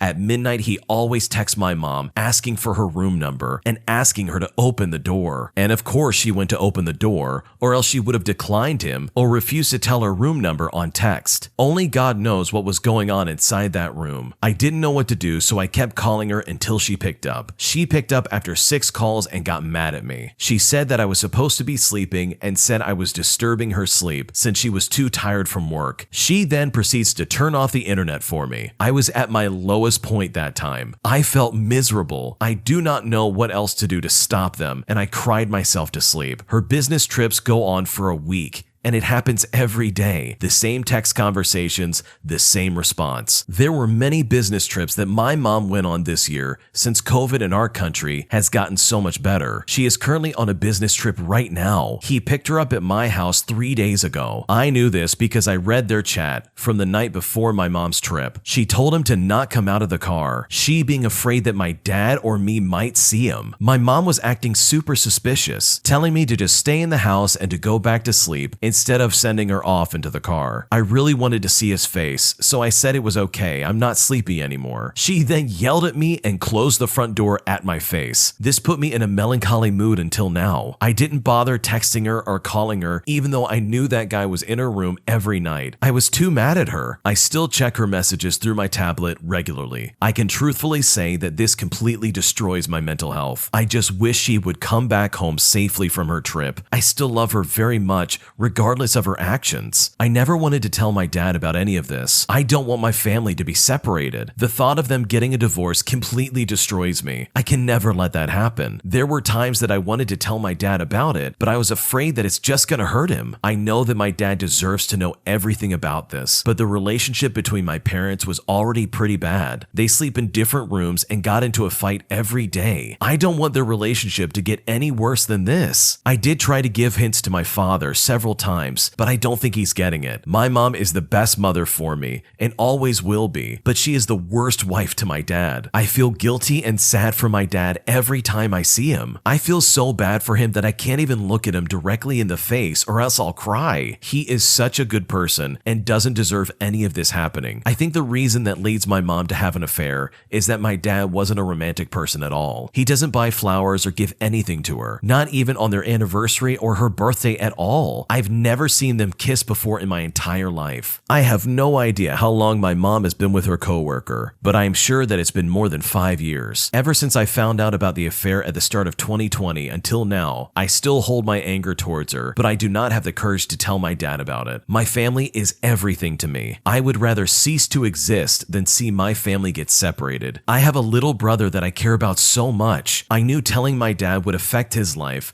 and it's another reason why I'm keeping my mouth shut. I am genuinely scared of what's going to happen. I got screenshots and everything. Should I show my dad? But this could potentially ruin our family, which I'm most scared of. What should I do? This is a heavy one. Honestly, in this kind of situation, in my opinion, it is not healthy for your parents to stay together. Your dad has every right to know that this is going on. This is an enormous breach of trust. You should tell your dad exactly what's going on and show screenshots. Show him everything. You are torturing yourself by allowing this woman to manipulate you. You don't owe her anything, and I know you say that she's a good mom, but honestly, she is not very good. The fact that she is cheating on her husband sends a very clear message to you and the rest of the family that all of you are just on the side burner. She does not consider you her main priority. I have little to no patience or forgiveness for anybody who cheats. So if I was in your shoes, I absolutely would tell my father about this. He has every right to know, and he absolutely should take the steps necessary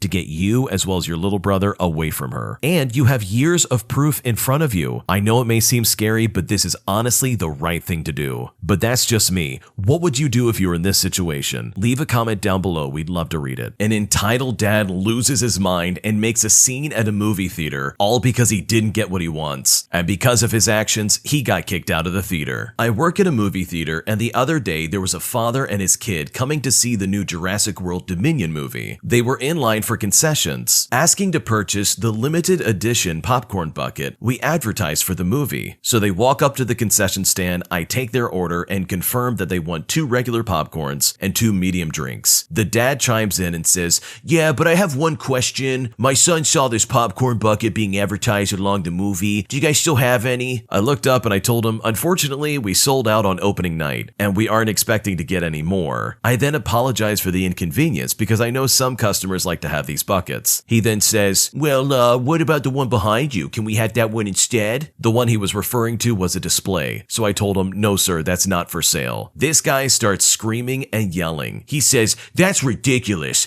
I bet you still have some and you're just refusing to check because you're lazy." It takes me a second to respond, but I say, "Sir, we told every guest who wanted it coming in today that we are sold out. Please go to your auditorium and enjoy your movie. There is literally a line of people waiting to get in, and I don't want them to miss their movie just because of this." His kids started crying because of what I said after this, and that he wanted the popcorn bucket despite it being sold out. I would have happily given them the popcorn bucket if we weren't sold out of it. The entitled dad demanded me to get a manager and claimed he was going to get me in trouble for ruining his vacation. I tell him to please wait over here so I can get these customers into their movie. And while yes, there were other registers and people there, but because of the way he acted, he made everything go slower for the other customers because he refused to move away a few steps away from the register. The manager comes in and the conversation goes a little bit something like this. The manager approaches him and says, "Hello, how can I help you today, sir?" The entitled dad goes right into it and he says, "Yes, this inconsiderate man refuses to give me this special Jurassic World popcorn bucket." My manager repeats everything I said and says, "Sadly, we are sold out of the popcorn bucket and we are not anticipating any more." The entitled dad chimes in and basically says that this guy probably isn't even the real manager and that he's just trying to back me up. He then again demands that we sell him the one that we use as a display that's standing behind us. The manager says that we cannot sell you that one as it's just a display and we aren't getting any more, so there's nothing I can do in that regard. The entitled dad decided that this was not enough, so he demands to speak to the one in charge of the entire building. We called a general manager who is higher up than the normal managers and have honestly the most power here at the theater, and she explained to him exactly what we've been telling him. The situation was honestly going nowhere, and he decided to dump one of his popcorns he paid for all over me. I was covered in it, and he told me to apologize for my behavior when I was just doing my job. After this, he got kicked out of the building, and as a cherry on top, he didn't get a refund either, especially with the way he was acting. What an absolute nut job. It takes a special kind of stupid for someone to demand something that an organization or a business simply ran out of. Like they literally ran out of buckets after opening night. How can you not understand that? And then as a result of going through literally every manager, this entitled dad decided to assault the person that told him no in the first place. That's just crazy to me. I mean, this entitled dad was ready to risk everything. Jail time, a misdemeanor, all for that bucket for his stupid kid to eat out of. But overall, this is kind of a silly thing to get upset about, and hopefully that guy never goes back to that theater and acts like that ever again. Today I messed up by asking my employer of 3 years how much maternity leave I would receive after I had my baby, while also suggesting that I work part-time remotely. Instead, I got fired, and now I'm in complete shock, and I don't know what to do. My husband and I conceived in March, and we started to plan how we would handle the logistics of our first child, since we both work full-time. My husband works remotely and I work in an office. I wanted to be able to work remotely as well and go into the office as needed so that I can still be home with my baby. I thought the worst case scenario was that I would be given a few weeks of maternity leave, and then, if they disagreed with remote work, that I would just go into the office per usual and we would hire a caretaker to help with the baby during the day. Well, I was completely wrong. After scheduling a meeting with my boss to notify him of the topic of discussion, I was told that I wouldn't be given any maternity leave and that it would not be paid by the company, and that the state would pay 67% of my salary for 12 weeks, and that after 12 weeks, I shouldn't bother returning to the office. Basically, I was fired and given 0 maternity leave. I am in shock. I really like this place and I thought they liked me too, but I guess not. This is a terrible situation to be in, and I'm not talking about the original poster here. I'm of course talking about her former employer. You see, this person just fired them for being pregnant, and I'm no lawyer, but I'm pretty sure there's laws that protect against this. I know of FMLA as well as PDA, both of which protect employers from terminating employees due to pregnancy or pregnancy-related conditions. I'm not a lawyer, so you shouldn't take my advice, but personally, if I was in her situation and I had a baby on the way and I had just gotten fired for having a baby on the way, you better believe I'd be getting a lawyer. There's no way I would let that fly for a second. I would absolutely record everything. I'd get every kind of statement, everything in writing. I'd get witnesses to the situation, and I would get myself a lawyer. I would get that ball rolling almost immediately, document everything, and use it as proof. This is illegal. You can't just fire someone because they're pregnant, all because they're trying to inquire about maternity leave. And it's not like the lady wasn't offering solutions to try and make it so she could still work. She said, hey, just put me on part-time remote work and I can still do my job while also being around my newborn child. Hopefully this original poster is able to find some success in this endeavor, and personally, I hope they find justice for getting fired just for being pregnant, because that's just not fair, and I'm pretty sure that's illegal. My boyfriend questions my cooking skills, and he doesn't understand why it offends me. For some context, I went to culinary school. I've worked in food, and I cook all of our meals at home. My boyfriend has mentioned before how his mother will always undercook things and personally prefers things on the well-done side. Every time I cook meat, I check the temperature to make sure it's cooked to the needed temperature. I'll set the plate in front of him, and he will prod at the meat,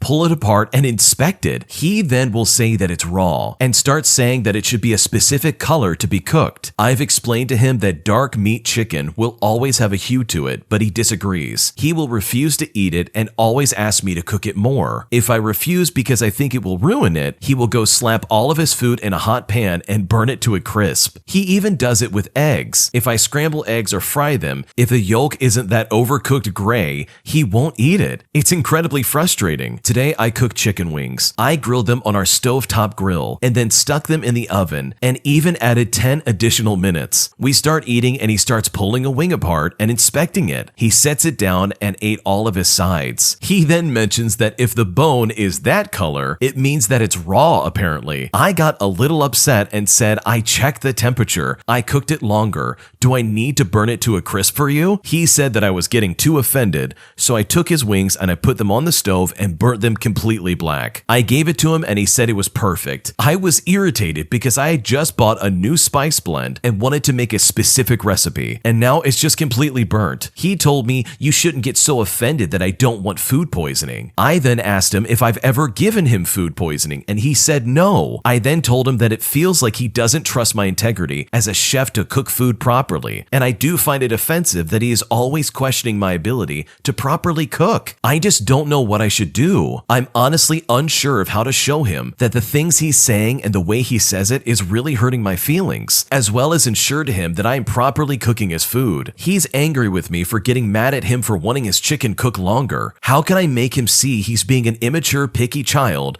because he wants all of his food burnt? What should I do? This is such a terrible thing to have to go through, especially for someone who went to school for this. They busted their butt in culinary school, learning all the ins and outs of cooking, only to then have their husband who knows nothing about cooking to then criticize and pick apart everything they're doing. It's just incredibly mean and really toxic. Like, you don't treat someone like that. But thankfully, there is an easy solution, and I think this will take away a lot of your stress. Simply stop cooking for him. Just stop. Tell him that you love him and that you want him to be secure in what he's eating, so you're just not going to cook for him anymore. If he wants to make any food, he can do it himself. Burn it to a crisp. This way you can still enjoy the food that you like and he can make whatever he wants. If he's going to be that hypercritical of what you make every single time, then it's time for him to step up and start making stuff for himself. That will send a very clear message to him that he's being very rude and disrespectful. And to me, this doesn't seem like a question of what type of food you like. It really is just a lack of respect. He's being hypercritical while you're kind enough to even cook for him in the first place. And when he's being super critical and overly critical, in my opinion, he tries to pass it off as, wow, you're getting really offended. Like, that's abusive language. If he really has some kind of phobia of having undercooked food,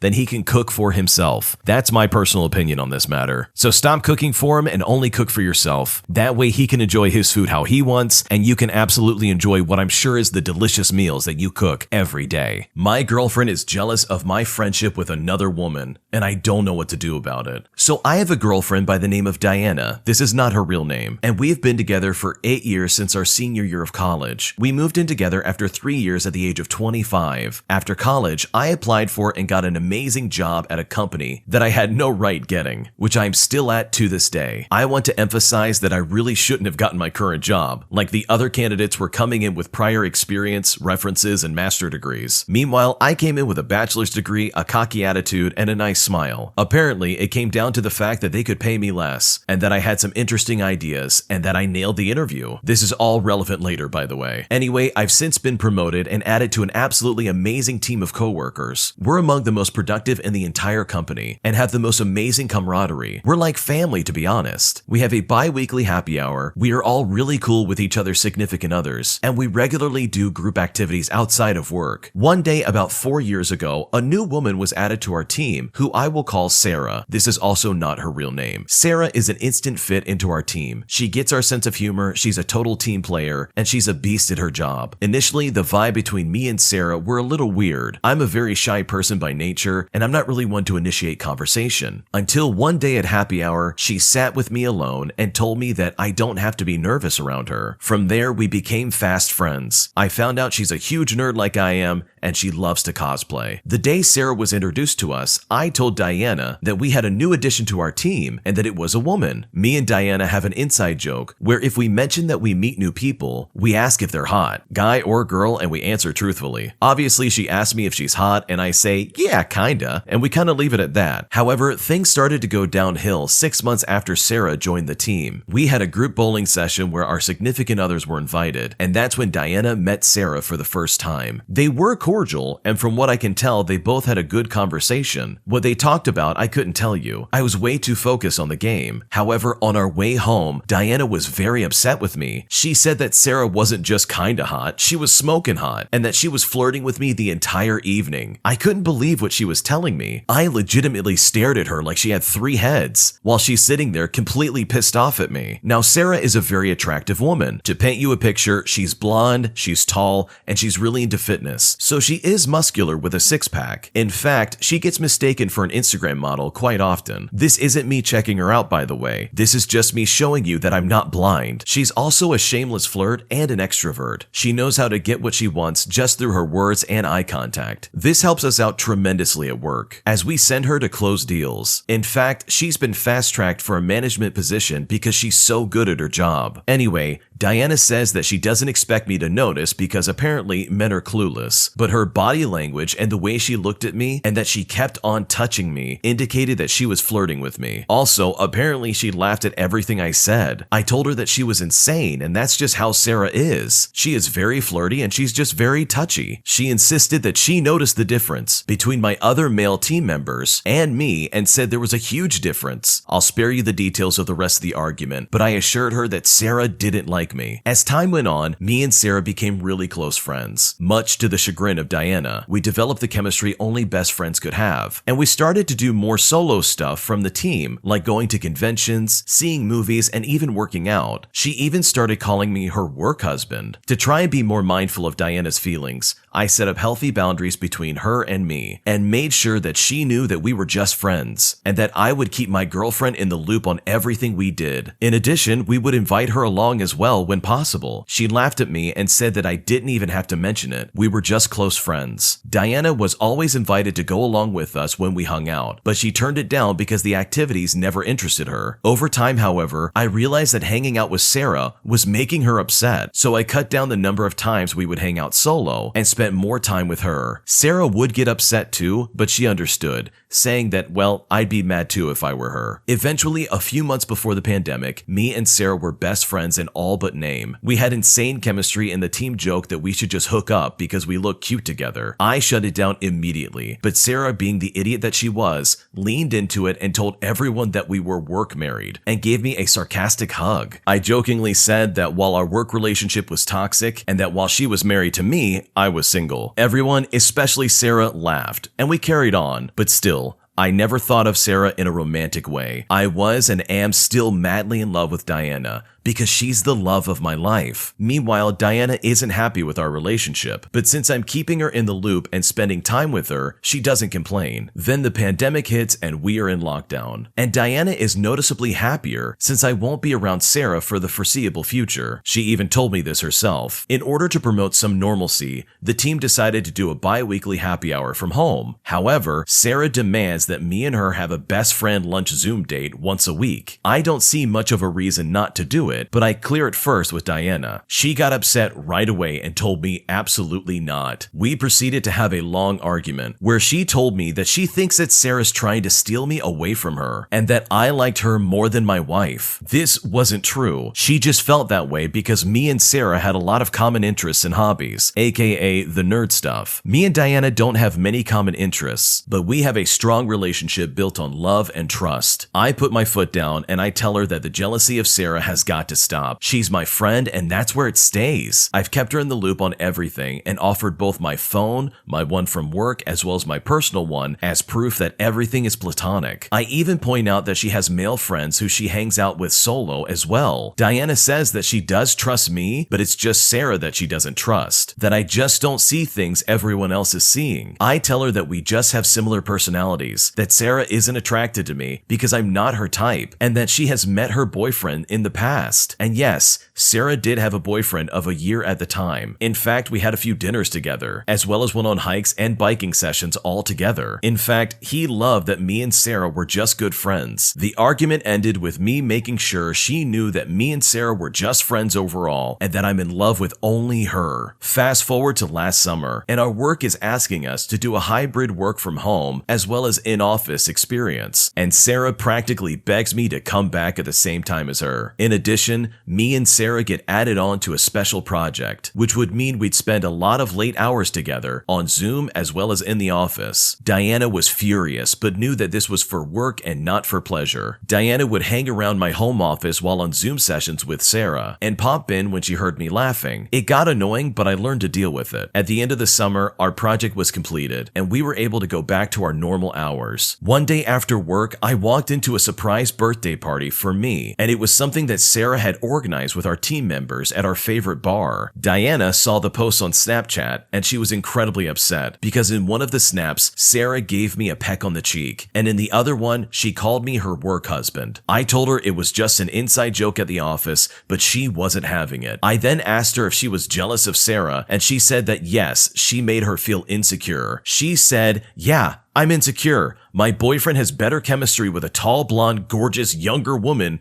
in ridiculous shape than me. I told her that she was being shallow and unfair. She told me whatever and to just go enjoy my girlfriend. In the interest of preserving my relationship, I pull back on hanging out with Sarah. She understands completely, but is devastated. We still talk plenty at work and at team activities, but no more solo stuff. Things get a lot better between me and Diana for about 6 months, and she doesn't bring up Sarah anymore, but things came to a head last week. Sarah broke up with her longtime boyfriend a few months prior, and she was feeling particularly lonely, so she rang me up to try and hang out. It had been at least 6 months since me and her had done anything solo, so I figured that Diana would be okay with it. I then told Diana that we wanted to hang out, and if she wanted to come, she was welcome. To my utter surprise, she agreed to come along. We then proceeded to have an amazing time hanging out, and I made sure to devote what I felt was equal time to both women. Afterwards, though, things went downhill fast. Diana exploded on me as soon as we got home. She said that Sarah looked incredibly upset that she was even there, and that we were way too close to each other emotionally, and apparently she was being very possessive of me, and was touching me way too much, and that I was stupid to not realize what she was doing. She then told me that she doesn't want me hanging out with Sarah anymore, and that I should even start looking for other jobs to get away from her. I didn't take this very well. I love my job, I love my team,